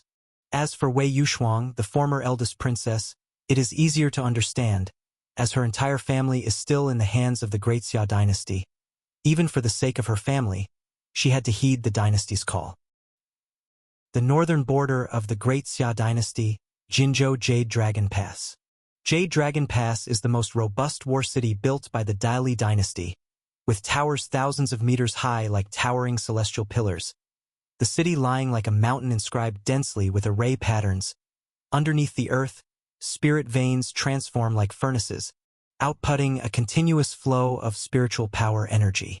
Everything here is prepared for war, with dozens of sturdy mountain protection arrays and the most elite soldiers garrisoned. Each year, the Delhi dynasty allocates an astronomical amount for this fortress, but due to layers of embezzlement, only a small portion can be used effectively, merely maintaining the basic operation of the formations. Relying on this impregnable fortress, it forced the Divine Eagle Empire to treat it as a thorn in their side, considering its existence whenever they raided south. But now, Jade Dragon Pass, the formerly most majestic military base of the dynasty, has completely fallen under the iron hooves of the Divine Eagle Empire. Inside Jade Dragon Pass, the former dynasty soldiers clad in heavy armor were gone, replaced by Divine Eagle Empire soldiers wearing clothes made of tiger and wolf pelts, with rugged features and short, sturdy bodies. They were drinking from large bowls, eating meat with big bites, holding women looted from various parts of Jinzhou for amusement, occasionally bursting out in loud laughter, displaying arrogance and dominance. On the other side, able-bodied citizens, with iron hooks inserted into their scapulas and strung together with hemp ropes like cattle and sheep, were driven away in rows, intended to be taken back to the grasslands as labor. They were all robust men. As for the old and weak, there were none. The Divine Eagle Empire would not waste effort taking care of them. Those old and weak had no energy for long treks, Most were killed as a matter of course. Meanwhile, in the city lord mansion of Jade Dragon Pass, there was also a lively atmosphere. The two leading figures were a burly and sturdy man, with golden hair braided into small plaits. He was Bater, one of the 5 Dharma kings of the Divine Eagle Empire. The other wore a general's regular attire, face devoid of facial hair. He was Zhu Tianyu, the garrison commander of Jade Dragon Pass. It was because of Zhu Tianyu's betrayal and defection to the Divine Eagle Empire that led to the fall of Jade Dragon Pass, turning Jinzhou into a battlefield ravaged by the iron hooves of the Divine Eagle Empire. Lord Bater, the Great Xia dynasty has mobilized a large army towards Jinzhou. We need to make preparations early on this side. Zhu Tianyu served Bater tea and water, his expression humble. No worries. The Divine King anticipated the actions of the Great Xia dynasty long ago. Our empire's 300,000 controlled Bao cavalry are well prepared on the grasslands. Once the Great Xia dynasty dares intrude, we will ensure they never return. Bater expressed indifference. Their Divine Eagle Empire comprised of various nomadic tribal alliances, moving like the wind across the grasslands. In the past, the Dali dynasty attempted several grassland conquests but were repeatedly defeated by their Divine Eagle Empire. The grasslands were their stronghold. I heard that Emperor Xingyuan possesses exceptional cultivation, with unmatched martial prowess leading the dynasty. What nonsense about Emperor Xingyuan unless he achieves hollow, at best he's just Purple Mansion. Our Divine King of the Divine Eagle Empire is the foremost under hollow. Besides, this war is a specially set trap. If Su Jie comes, let him stay forever. Bater interrupted Zhu Tianyu, a glint of cold light in his eyes as he sneered. We've prepared the Tao formation specifically for him. We've analyzed him, his domineering nature. He's likely to lead troops to the grasslands, which would mark his demise. Humph. Heavenly destiny is for our Divine King. Bater's tone carried strong confidence, as their Divine Eagle Empire is not a group of reckless soldiers. Otherwise, they wouldn't be a major threat to the Dali dynasty. They made extensive preparations to deal with Su Jie. This is the only chance for the Divine Eagle Empire. Once Su Jie fully absorbs the heavenly Tao fortune from establishing the dynasty, refines the pocket world, and becomes Emperor Dongshu, even if the Divine Eagle Empire remains unwilling, they must bow to the Dali dynasty. After all, under Emperor Dongshu, all are mere ants, which is what the Divine Eagle Empire least wants to see. The Lord speaks wisely. Su Jie is just a mere commoner who climbed to a high position by chance and luck. His rise has been maintained through oppression and violence, exterminating aristocratic families and confiscating the wealth of princes and nobles, oppressing various major sects, leaving the nobility of the world in anger and discontent, losing all hearts and possessing none of the qualities of a true dragon. Sooner or later, disaster will befall him. In contrast, the Divine King truly exhibits the qualities of a dragon, undoubtedly showing the potential of a great emperor, destined to dominate the universe in the future. Zhu Tianyu couldn't help but praise continuously. He had once visited the Divine King's camp in the grasslands and was profoundly impressed by him during the meeting. In Zhu Tianyu's view, the current Great Xia dynasty is not long-lasting, and Su Jie's fanatical persecution of the nobility in various places has left him deeply disturbed and uneasy. Over the years as the garrison commander of Jade Dragon Pass, he has amassed considerable wealth. If he had pledged allegiance to the Great Xia dynasty and got audited, with Su Jie's devilish nature, he would certainly lose his head. Moreover, he had been secretly colluding with the Divine Eagle Empire, privately selling military weapons and provisions, among numerous other dealings, until finally, he simply betrayed the Great Xia dynasty and sought refuge with the Divine Eagle Empire. Haha, well said. Su Jie is just a petty man, essentially a shallow water dragon at best, whereas the Divine King is a true dragon incarnate. He won't be arrogant for long. Once, amid Bater's laughter, sudden shouts and exclamations erupted from outside. Why is there commotion outside? Seeing Bater displeased, Zhu Tianyu stood up angrily and rebuked. Reporting to General, it's bad news. The Great Xia army has arrived. A guard rushed into the room, speaking tremblingly. What? How could they be here so soon? Zhu Tianyou's complexion changed instantly, as it was logical that the Great Xia dynasty's army shouldn't arrive here so quickly. Let's go. Take a look outside. Bader drank the strong liquor in his cup without concern and said, even if the Great Xia army has arrived, so what? This is Jade Dragon Pass. It's not easy for the Great Xia army to break through. Zhu Tianyou thought so too, regaining his composure. As the garrison commander of Jade Dragon Pass, no one is more aware than him of what an impregnable fortress this city is. Even if Purple Mansion cultivators besiege it for days and nights, it's impossible to capture. At that time, about 20,000 Divine Eagle Empire soldiers were stationed in Jade Dragon Pass. As the war horn sounded, they shook off their languor and ceased revelry, ascending the city walls of Jade Dragon Pass.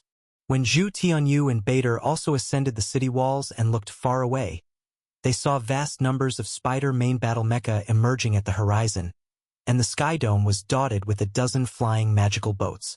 Their immense army stretched endlessly, with the Spider mecha's cold metallic armor reflecting sunlight, combined with the cultivators' flying swords and magical treasures, forming a dazzling sea of silver light, blinding and striking.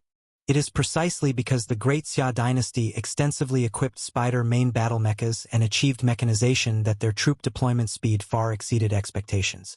After all, Spider main battle mechas, as long as their spirit stone supply is sustained, can run at full speed for days and nights without stopping, which ordinary Yunling realm cultivators cannot sustain due to physical limitations. The rough soldiers of the Divine Eagle Empire were dealing with the Great Xia dynasty for the first time. Seeing the densely cannon-armed Spider main battle mechas, they couldn't help but swallow secretly. It's widely said that Great Xia dynasty's puppet technology is second to none, but only seeing firsthand can one understand how powerful the awe inspired by the enormous metal puppet army is. It seems naturally designed for war, creating a more terrifying aura than flesh and blood. This is the Great Xia dynasty, certainly impressive enough to have annihilated the Dali dynasty. Bader's eyes grew solemn, having heard many rumors about the Great Xia dynasty before, and seeing today, the majesty of this budding dynasty is overwhelming, like the sun shining across the sky. Boom! From the Sky Dome, a massive shadow like a mountain was cast down, its enormous outline obscuring the sunlight. It was the 33-layered Heavenly Palace, lying across the top of Great Xia dynasty's military formation. Su Jie appeared on the 33-layered Heavenly Palace, accompanied by Qin Yushang, Xian Baining, Wei Yushuang, 3 Purple Mansion cultivators, and Taoist platform realm experts such as Zhang Junwei, Tang Peiqing, and Taoist Qiu hailing from Ghost Ridge Palace. Stretching across the east and west dragon veins, the hills like swords, underground spirit veins intertwined, the formations rise with momentum, truly worthy of the title as the first formidable pass under heaven. Su Jie's gaze was piercing as he looked towards Jade Dragon Pass. Such a formidable pass, if not for the garrison commander's betrayal, the Divine Eagle Empire wouldn't be able to capture it without a month or two of effort and multiple Purple Mansion cultivators besieging. Once the war commences, reinforcements from behind certainly wouldn't stand idly as Jade Dragon Pass gets surrounded, and would surely raise troops for rescue, which was the path taken by the former Dali dynasty. Your Majesty, Jade Dragon Pass is easily defended but hard to attack. Even if we possess a dozen flying magical boats, we must prepare for a prolonged siege. A former Dali dynasty's general spoke out, worried Su Jie might underestimate Jade Dragon Pass's fortifications. If we engage here for long, we risk falling into the Divine Eagle Empire's plan. On the grasslands of the Divine Eagle Empire, 30,000 controlled Bao cavalry will likely seize the opportunity as our main forces are diverted, invading various regions of the Dali dynasty, directly heading for Delhi City, destroying the vast lands we hard won. Another general spoke up, equally perceptive of the Divine Eagle Empire's scheme. The Great Xia dynasty's main forces are fully deployed. If they can't quickly resolve Jade Dragon Pass, a prolonged stay will not only burden logistics greatly but also reveal internal vulnerabilities. Should the Divine Eagle Empire find an opportunity for a direct assault, no one could stop them. Wei Yushuang listened to the words of several generals and couldn't help but look at Su Jie, wanting to see what wisdom he had to solve this situation. She didn't doubt Su Jie's combat prowess, but this was a war between nations, and solving the Jade Dragon Pass wouldn't be that easy. Why are you looking? Zhu Tianyu, the garrison commander of the Jade Dragon Pass, was chosen by your Old Wei family. Now I have to clean up the mess for your Old Wei family. Your family's judgment is poor, and your brain doesn't work well, giving such an important task to a traitor.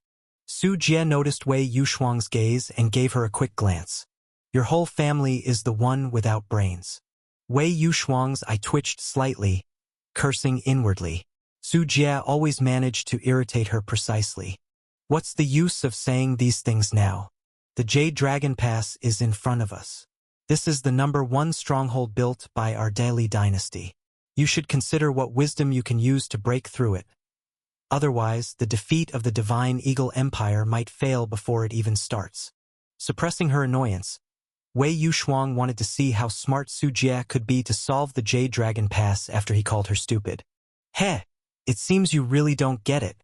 My super wisdom tells me it's time to use overwhelming force to break the scenario. Su Jie looked at Wei Yushuang as if she were a fool, still contemplating how to strategize to open the Jade Dragon Pass. Did such a simple thing even need considering? But this is the Jade Dragon Pass. Wei Yushuang rolled her eyes. To think she had expected Su Jie to have some clever strategy. The #1 wonder in the world is great. But standing here is none other than me, Emperor Xingyuan. Su Jie laughed heartily, looking at the magnificent structure of the world's greatest stronghold in front, his terrifying aura rising. The void ahead began to crack inch by inch, black fissures spreading across the sky dome as the aura of the Tao River surged through. Everyone felt as if the sky was about to collapse, the terrifying pressure making their bodies tremble, their blood pumping like scared animals in a natural disaster. Su Jie's gaze turned icy, pressing his hands down, beginning to condense the moon projection through the Tao River.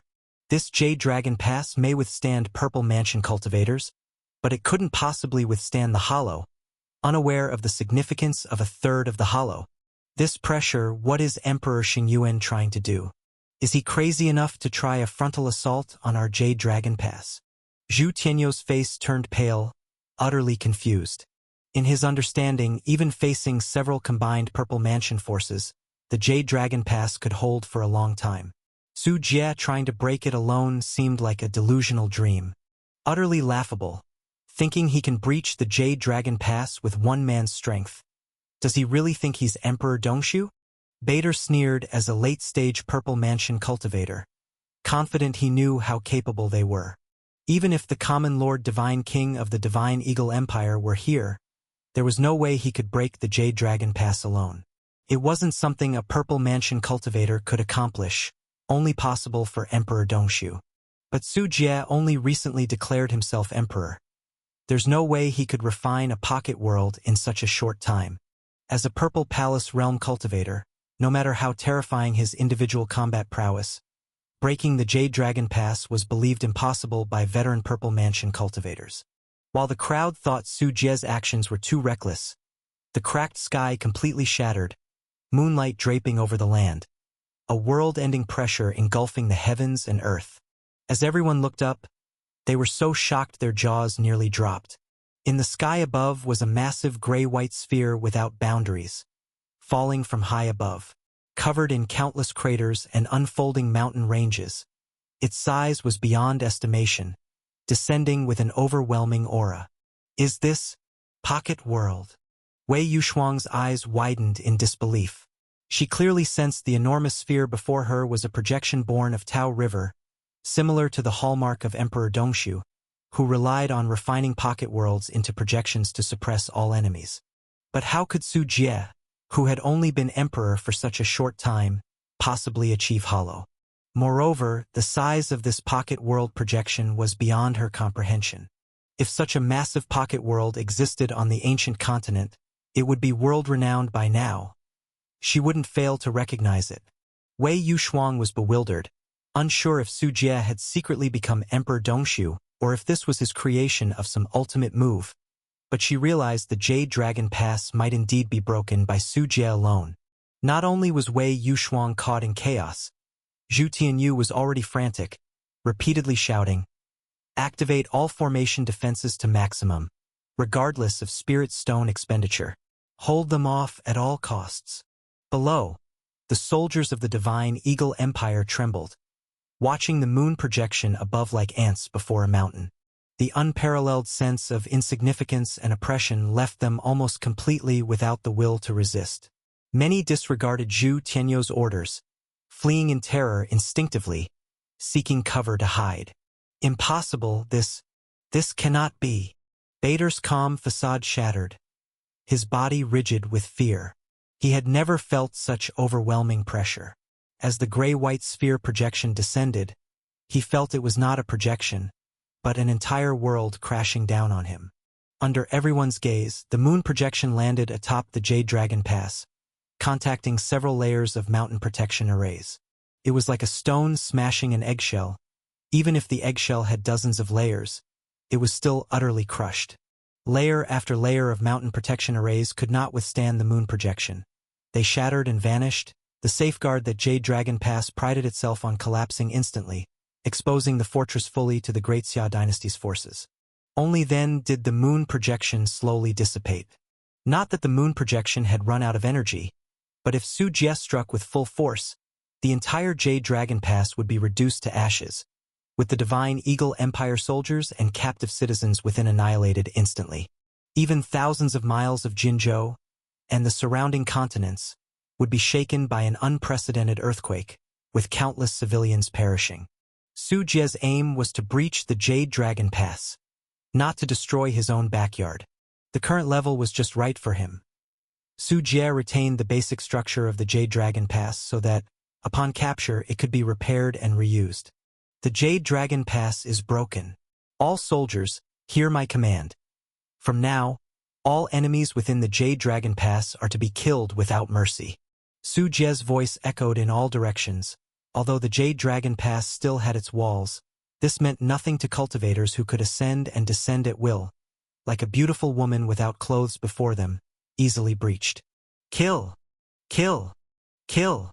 The morale of the 1,000,000 cultivator army surged, their emperor displaying such divine might, breaking the myth of the impenetrable Jade Dragon Pass single-handedly. It boosted the soldiers' spirits immensely, each rushing towards the Jade Dragon Pass with fervor. Conversely, the Divine Eagle Empire's forces within the Jade Dragon Pass had started to flee, having only a meager 2,000 garrison. Their only reliance had been the sturdiness of the Jade Dragon Pass. Now, standing against not only 100,000 cultivators but also Emperor Xingyuan, who had shattered the mountain protection arrays of Jade Dragon Pass with a single blow.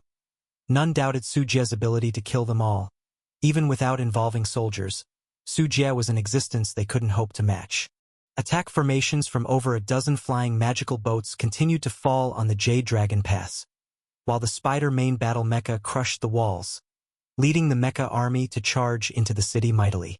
The Soul Purple Mansion cultivator, Bader, attempted to flee without a second thought but was blocked by Wei Yushuang, Qin Yushang, and Xian Baining, forming a 3-against-1 stance, filling Bader's eyes with complete despair.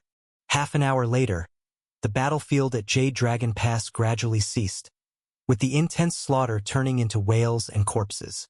The smoke-filled city streets were strewn with the incomplete bodies of soldiers from the Divine Eagle Empire. Some had been blasted apart by the Spider main battle mecha, others beheaded by flying swords, some devoured by poisonous insects, and others hit by those heavy attack formations from the flying magical boats, leaving no remains. The Great Xia cultivators patrolled back and forth cleaning the battlefield, while also gathering and comforting the citizens who had been plundered, and finishing off the wailing soldiers from the Divine Eagle Empire to completely cut off their lifelines. When the battle ended, it meant the Great Xia dynasty had achieved a great victory, securing a decisive win at Jade Dragon Pass with a single battle, annihilating 20,000 barbarian warriors of the Divine Eagle Empire. These barbarian warriors all had cultivation, but in the face of an army that was several times stronger, with high-level combat power completely overwhelming them, they were utterly defeated with hardly any ability to retaliate. At the well-preserved general mansion at Jade Dragon Pass, Su Jie sat at the head, with Zhang Junwei, Qin Yushang, Xian Baining, and Wei Yushuang standing on either side. In the center of the hall, two people kneeled on the ground. One was Zhu Tianyu, the garrison commander of Jade Dragon Pass, whose acupoints and meridians had been sealed and who was tightly bound. The other was Bader, who had been cleaved at the legs and ultimately couldn't withstand the siege from Wei Yushuang and 3 other Purple Mansion cultivators, ending up seriously injured and captured. Your Majesty, I was just momentarily confused. I truly did not intend to betray. My association with those Divine Eagle Empire barbarians was all false intentions. I know I was wrong, truly know it. I beg the Emperor to spare my life. Zhu Tianyu sobbed and pleaded for mercy repeatedly, filled with remorse. You don't know you're wrong, you just know you're about to die. Su Jie looked on coldly. Such scum like Zhu Tianyu couldn't stir a ripple in his mind. Back then, the Emperor commanded you to be the garrison commander of Jade Dragon Pass, never mistreating you in the slightest, yet you sided with the Divine Eagle Empire, allowing cavalry to invade Jinzhou, causing countless citizens to perish. Beside him, Wei Yushuang couldn't help but scowl angrily, grinding teeth in rage. Zhu Tianyu was one of the most important generals conferred by the Deli dynasty at the border, but he allowed wolves inside, letting citizens fall under the iron hooves of the Divine Eagle Empire, creating numerous bloody tragedies. Recalling what was seen on the way in Jinzhou, those villages burned by Divine Eagle Empire soldiers, cities slaughtered to emptiness, along with countless tragedies of families shattered, Wei Yushuang couldn't help but wish to carve Zhu Tianyu into pieces. Take him away, let him enjoy a good round of torture. Such treacherous and unfaithful fools, colluding with foreign states, shouldn't be allowed to die so easily. Su Jie tapped the table. Killing such a person with a single stroke was too lenient.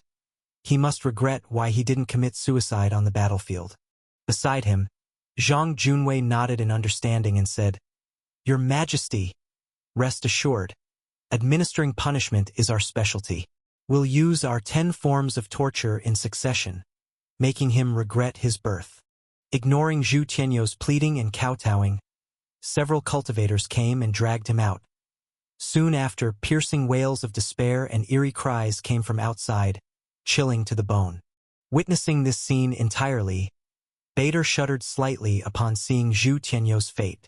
Bader, one of the 5 Dharma Kings of the Divine Eagle Empire, nicknamed Golden Lion Dharma King, a right-hand man to the common lord of the Divine Eagle Empire, Divine King Tai Mutu. Su Jie presented intelligence on Bader one by one, a late-stage Purple Mansion cultivator, holding a status second only to Divine King Tai Mutu in the Divine Eagle Empire. Don't equate me with that coward. Emperor of Great Xia, you may as well kill or maim me, but don't think you can get a shred of intelligence from my mouth. Bader's eyes showed a fierce light. Knowing he was unlikely to escape death, he put on a tough front. Do you think by not speaking, we can't guess the plan of your Divine Eagle Empire? Isn't it just trying to lure me into the grasslands and attack, even preparing a great Taoist formation for it? Su Jie's expression remained unchanged as he calmly spoke the words. You! Bader's face changed repeatedly, at first assuming a traitor had appeared in the Divine Eagle Empire. Otherwise, how could Su Jie know their plans? Fool! Zhu Tianyu spilled every detail about you when he was captured. Zhang Junwei sneered. When Qin Yushang and the 3 Purple Mansion cultivators besieged Bader, he had led the capture of Zhu Tianyu. The garrison commander of Jade Dragon Pass had no intention of keeping secrets, nor could he pledge his life to Divine Eagle Empire. He had already revealed all plans concerning Divine Eagle Empire. Scoundrel, that petty man. Bader's pupils widened, heart filled with rage. But after his anger passed, Bader suddenly thought of something and said, Emperor Xingyuan, since you know the plan and don't want to enter the grassland, our conflict can end, and I am willing to mediate for a stop to the war between our 2 countries. In Bader's view, with the plan exposed, Su Jie certainly wouldn't venture into the grassland, naturally ceasing conflict between the 2 countries. Being a captive might make him a bargaining chip for peace talks, possibly sparing him a life. Who wants to die if they can live? Heh. However, hearing Bader's naive proposal, Su Jie's face revealed a mocking expression. What are you laughing at? Bader's eyes turned gloomy, feeling uneasy being mocked by Su Jie's chuckle. Su Jie's smile faded, eyes indifferent. Who said I want to end the war? You Divine Eagle Empire wish to come and go. Fight when you want, stop when you want, taking all the benefits. Do you really think my great Xia is the Deli dynasty? Wei Yushuang. Su Jie stood up from his seat, step by step approaching Bader, looking down at the purple mansion Dharma King before him with disdain, saying, Your so-called military encircling formation, Great Taoist formation ambush, the 4 Dharma Kings and Divine King joining forces, I don't care. Mere ants dare to challenge me, I shall break them with my might. Until the Divine Eagle Empire is annihilated, the army shall not return without a single person. The fate of your Divine Eagle Empire has long been decided. Qin Yushang, Wei Yushuang, and others were shaken to their core, feeling the overwhelming dominance in Su Jie's words. Especially Wei Yushuang, who as the former eldest princess understood the significance of Su Jie's words, a sentiment never felt in the Deli dynasty, which always compromised with the Divine Eagle Empire. Bader was stunned for several seconds before reacting, his face turning livid from Su Jie's arrogance and brazenness. Emperor Xingyuan, do you really think you are invincible? Still dreaming of annihilating my Divine Eagle Empire? Ridiculous. I believe it will be your great Xia dynasty that will be overthrown by our Divine Eagle Empire's iron cavalry. Bader roared, knowing that with Su Jie's decision to fight, he was bound to die. If you dare, kill me. The Divine King will avenge me. Bader stretched his neck, eyes seemingly on fire, fiercely spitting at Su Jie, wishing to tackle him if his acupoints and meridians weren't sealed and his legs weren't severed. Boom! The spit turned to smoke before coming close, dissipating. Su Jie's face was placid, unmoved by a dying man's actions. Your reliance, the so-called Divine King Tai Mutu, is nothing but a failure of the Yang Palace Holy Land. He hid away pretending to be dead during Emperor Tianwu's reign and now dares to stir chaos. It's simply laughable. Su Jie spoke calmly. Concerning the intelligence of this mysterious Divine King from the Divine Eagle Empire, Su Jie had already received information from Zuolin at the 100 Treasures Pavilion, of course, obtained for free this time. This Tai Mutu came from the Yang Palace Holy Land, one of the 5 great holy lands. He was a candidate for Saint Heir but failed in the selection, then was ostracized by the Yang Palace Saint Heir out of jealousy, eventually fleeing, arriving on the ancient continent thousands of years ago. At that time, the ancient continent wasn't in an era of great contention. When it began, encountering Emperor Tianwu, Tai Mutu lost all battle spirit, unable to oppose. He buried himself with the Life Tomb secret technique, never surfacing during Emperor Tianwu's lifetime. Faced with such a person, Su Jie had no reason to feel fear, not to mention a failed Saint Heir contender. He had slain true Saint Heirs before, like 9 Heavens Saint Sun Meng Lei Zhe, who couldn't withstand several moves from him. Nonsense, the Divine King is a true dragon in the world, and you, a fake serpent, will be overthrown eventually. The rightful rule belongs to the Divine Eagle Empire, to the Divine King Tai Mutu. Bader was furious, roaring repeatedly as Su Jie belittled Tai Mutu. Rest assured, I will soon send your so-called Divine King down to meet you. Now you go first. Su Jie opened his right hand, swiftly dropping it on Bader's crown in his fearful gaze. Boom! Bader's head trembled, white brain matter oozing from the 7 orifices, while a grim and pained soul was extracted by Su Jie, inspected briefly before being satisfactorily placed into the 10,000 soul banner he carried. Su Jie dragged the corpse beneath his feet, turning and leaving the general mansion, arriving at the external parade ground, with Qin Yushang and others following closely. At this moment, the cultivator army cleaning the battlefield at Jade Dragon Pass had assembled here. The previous battle was merely a warm-up, insignificant. Swift action was paramount, as any delay and the Divine Eagle Empire would receive news. Ascending the parade ground podium, Su Jie unceremoniously hung Bader's corpse on the central military flag, ensuring all cultivators present could see clearly. Everyone, this is Bader, one of the Divine Eagle Empire's 5 Dharma Kings. but now he's nothing more than a corpse. What does this signify? It signifies that the divine eagle empire is a facade, impressive in appearance but useless. Su Jie's voice thundered across the field, cultivators below visibly animated, filled with pride. Despite Bader's simple death, eliminating a Purple Mansion cultivator was always a nation-shaking event. Here we stand today, at Jade Dragon Pass, on the border.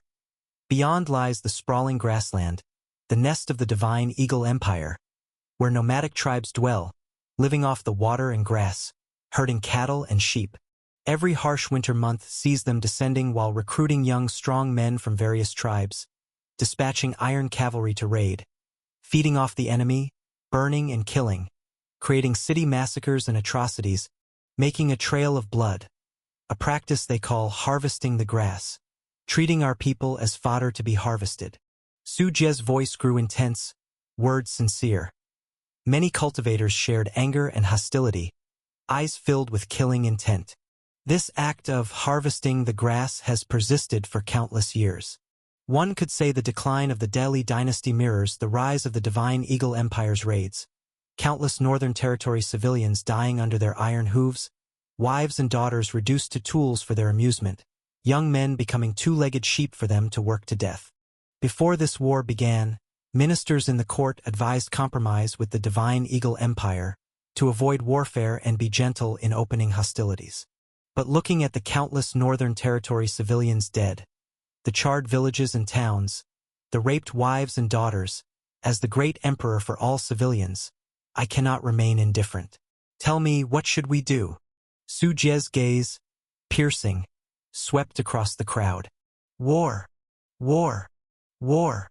100,000 cultivators shouted in unison, their momentum reaching the sky, shattering layers of clouds, the atmosphere of slaughter permeating all directions. Around the parade ground were Northern Territory civilians recently rescued from Divine Eagle Empire soldiers. Eyes reddened, fists clenched tightly, emotions surging. Kill, kill, kill. I want those grassland barbarians dead. Emperor Xingyun, please stand for us. I will enlist too, to avenge my parents killed under the iron hoof of grassland barbarians. These civilians knelt densely at the periphery, pleading to Su Jie. In the past, the Delhi dynasty ignored their lives, treating them as bargaining chips to compromise with the Divine Eagle Empire. Now, the great Xia dynasty Emperor Xingyuan sees them as people, igniting the idea of sacrificing for those who understand them, willing to follow Emperor Xingyuan into fire and battle. Wei Yushuang wore a complex expression, feeling Su Jie's charisma. This perhaps was the image of an emperor in her heart. I, as Emperor Xingyuan, shall stand for the people. Su Jie pointed at Bader's corpse on the central flag, then ordered a cartwheel to be brought and sternly declared, "The Divine Eagle Empire dares to raid our great Xia border. We shall retaliate blood for blood. Even if the enemy hides within the vast grasslands, the great Xia dynasty will not hesitate or retreat. Those who offend great Xia, even if far, will be exterminated. Convey my orders. All units take the soul summoning banner and immediately advance onto the grasslands, penetrating the Divine Eagle Empire's territory, slaying all males taller than the cartwheel to eliminate future threats." Su Jie pushed the cartwheel flat, voice threatening with cruelty and mercilessness. Below, many cultivators hailing from Ghost Ridge Palace saw no issue, instead responding enthusiastically. Kill! Kill! Kill! Under the ferocious shouts of the cultivator army, units received the soul-summoning banners from quartermasters, affixing them to the backs of spider main battle mechas, then spreading out towards the grassland, launching into action. The wind brushes the grass low, and the cattle and sheep gather in herds. On this vast green grassland, you can see horses grazing on the tender grass, alongside playing children. Not far away, a sprawling area of tents stretches out. This is the Chahaman Khan tribe, an affiliated tribe of the Divine Eagle Empire, with a population of tens of thousands. On the grassland, it ranks as a medium-sized nomadic tribe. Hey mother, when will Azza, father, return? I miss him. In the sheep pen, an 11 or 12-year-old boy in a fur coat asked his mother, who was milking sheep. As he asked, the boy, Qianjin, toyed with a small, exquisite jade tiger in his hand, bearing the obvious craftsmanship of the Daili dynasty. Such exquisite handicrafts could neither be produced in the Divine Eagle Empire nor made to this standard. Your Azza has gone with the chieftain to raid and do great things.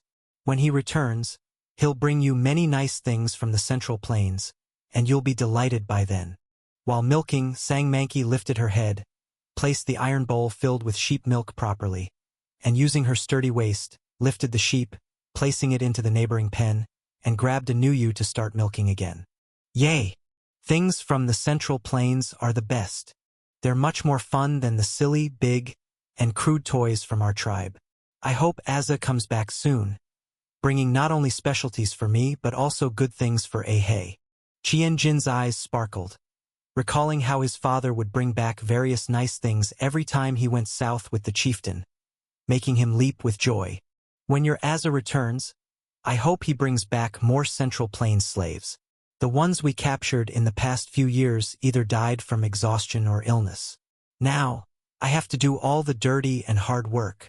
Sang Manki laughed, patting her son's head, also beginning to dream about her husband's bountiful raid. For Sang Manki, living on the grassland, raiding was akin to hunting and herding. Though she had never been to that prosperous land in the south, she had heard it was full of gold, with people well-clad and well-fed, the land fertile and rich in resources. For many resource-scarce grassland nomadic tribes, the Zhongyuan dynasty to the south was like an inexhaustible treasure trove. Each southern raid would yield great rewards, making it a favored activity among many grassland tribes. Every cold winter, they would gather the tribe's warriors and head south. As for whether this would be immoral for the nomadic tribes on the grassland, they adhered more to the rule of the survival of the fittest. Raiding a country vastly different in customs, culture, and race bore no psychological burden for them. They'd only think of seizing more treasures and slaves from the Central Plains. The resulting slaughter was not a concern. Ahei, I also want to be like father, become a warrior of the tribe, raid the Central Plains, and capture many slaves for you, so you won't have to milk sheep anymore. Qi Yuanjin looked forward to it, patting his small chest, and declared, I went to the shaman last time to be tested, and he said I have the aptitude for spiritual power cultivation. I can definitely become a first-class eagle shooter warrior, just like father. Becoming a warrior like father, following the chieftain southwards, entering the prosperous Central Plains world to seize countless treasures, has been Qi Yuanjin's purest dream since childhood. Good, worthy to be my son. When your father returns, I'll have him teach you formal cultivation. Then, Ahei will rely on the Central Plains slaves you capture to be taken care of. Sang Manki showed a gratified smile, pleased with her son's filial piety. The mother and son chatted for a while, and after milking, Sang Manki herded the sheep away from the pen. Walking not far, Sang Manki suddenly felt the ground start to tremble slightly beneath her feet, and the sheep began to feel restless and uneasy. A large cavalry? Are the tribesmen returning from raiding? Why was the raiding period so short this time? Sang Manki looked toward the horizon, with eyes filled with surprise. Living on the grassland, the woman was no stranger to the ground shaking from a massive cavalry gallop. Her first thought was whether her husband's tribesmen were returning from a raid, since only a massive cavalry could cause such a tremor. The sentinels on the outskirts also sounded the horn, and many from the Chahaman Khan tribe rushed out, each thinking the raiding warriors were returning on horseback. Ahei, is Azza back? Am I getting gifts? Qi Yuanjin ran to his mother, Sang Manki, standing on tiptoes to look toward the horizon, with excitement etched on his face. Yes, it must be your Azza returning. Listen to the vibrations. Your Azza has gathered much from the Central Plains this time. How many horses must be running to cause such a tremor? Sang Manki was also eagerly awaiting, the anticipation apparent in her expression. Yet, Sang Manki's smile lasted mere seconds before it turned stiff. For the source of the vibrations, hundreds of massive metallic puppets emerged on the far-off horizon. These metallic puppets stood over 10 meters tall, had 8 long metallic legs like giant spiders, with countless black muzzle openings all over, emitting a chilling aura. Hundreds of these massive metallic puppets had cultivators sitting atop them, wearing uniform dynasty attire, holding various magic artifacts, eyeing the direction of the Chahaman Khan tribe's tent area with cruel intentions. Behind them, there was a massive troop of over 1,000, riding equally gigantic metal puppets, standing 3 meters tall, encased in full biological armor. What is this? Seeing hundreds of spider main battle mechs charging towards the tribe with murderous intent, Sang Manki was dumbfounded, her body trembling from fear. She had never seen such terrifying metal monsters before. They clearly didn't belong to the Divine Eagle Empire. Puppetry techniques, she had heard, were something only certain sects of the Zhongyuan dynasty excelled at. Hey, I'm scared. Qi Yuanjin clung to his mother's leg, his little face turning pale as a sheet. The entire Chahaman Khan tribe descended into chaos, fear beginning to spread. Enemy attack! Enemy attack! A part of Chahaman Khan's young and strong men began to mount horses, waving their curved blades and long spears as they charged at the spider main battle mechs. Since most of the tribe's young and strong men and warriors were out, those left behind were mostly the old, weak, sick, and disabled, managing to gather less than 1,000 or so men. Its enemies from the Zhongyuan dynasty. Everyone, prepare for battle. In the tribe, a cultivator with colorful tattoos on his face soared into the sky. He was Chahaman Khan's shaman. His ability to physically fly indicated he had secret realm cultivation, with keener eyesight, allowing him to recognize the identity of these spider main battle mechs. On the ancient continent, the only power capable of assembling such a puppet force was none other than the Zhongyuan dynasty. Upon hearing the words of the tribe's shaman, the Chahaman Khan herdsmen present were stunned. They couldn't comprehend why the pitiful ones they had always raided in the past were appearing here. Shouldn't their tribe's warriors be invading the Zhongyuan, not the Zhongyuan's forces invading the grasslands? For hundreds of years, it had always been the Divine Eagle Empire invading the Delhi dynasty. Now, the sudden switch in offense and defense left many grassland herdsmen bewildered. Although Chahaman Khan only managed to gather over 1,000 cavalry, many of whom were without cultivation, they bravely swung their curved blades and charged, intending to protect their tribe. But, right at that moment, the charging spider main battle mechs began leveling their cannons, the 203mm caliber cannons aimed at the advancing Chahaman Khan cavalry. Fire flashed from the muzzle, and intense explosions and thick smoke rose within the cavalry ranks.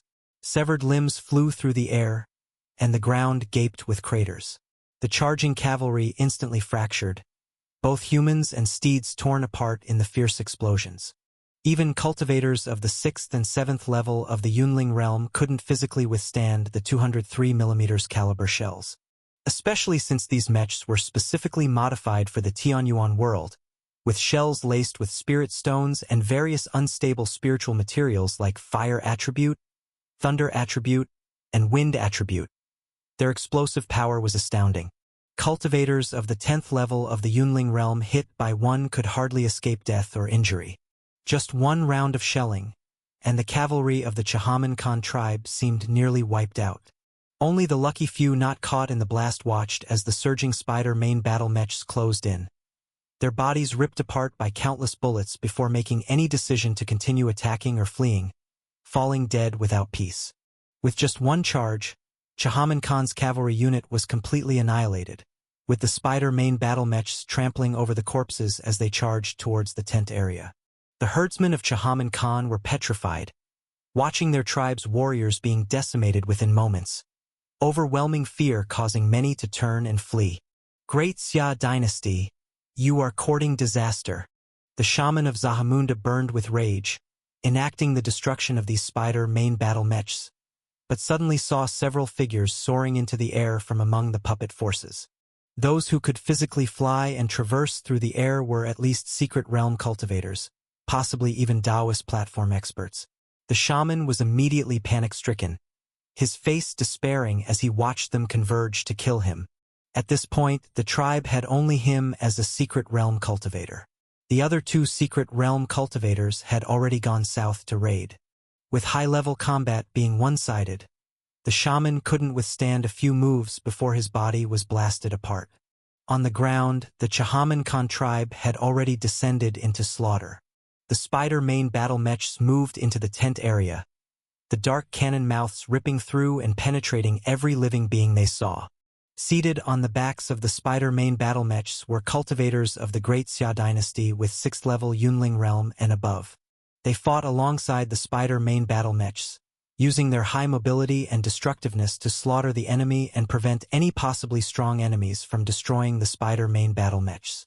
Additionally, over 1,000 troops from the Great Xia army wearing biological armor joined the battlefield.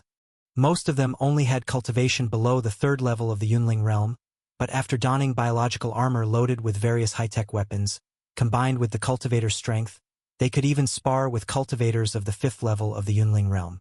This was also part of the Great Xia dynasty's military reform.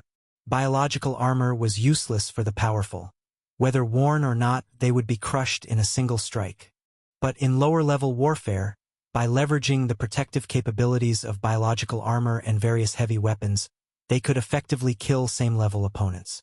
The Great Xia dynasty's troops were like tigers entering a wolf pack, turning the scene into a one-sided massacre for the herdsmen, who were mostly ordinary people.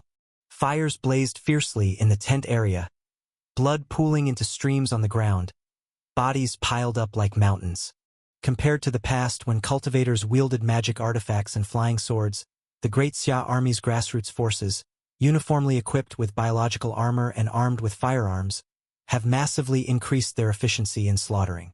A bullet costing only a few coins can take a life, far more conveniently than cultivators painstakingly using magic artifacts and spiritual power to kill. The battle didn't last long. Soon, the entire Chahaman Khan had turned into a living hell, filled with screams and cries. The nomads were wailing for their parents, cursing themselves for not having more legs, desperately trying to escape the massacre by the Great Xia army. But undoubtedly, this was futile. No matter how fast they ran, they couldn't outrun bullets. The Great Xia army showed no mercy, ruthlessly harvesting the lives of the nomads present. The survivors were gathered together, mostly young children. In the crowd, Qi Yuanjin blankly stared at his mother's corpse on the ground.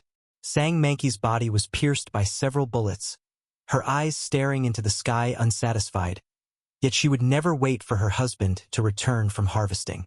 "Bring a wheel over here. Kill anyone taller than the wheel."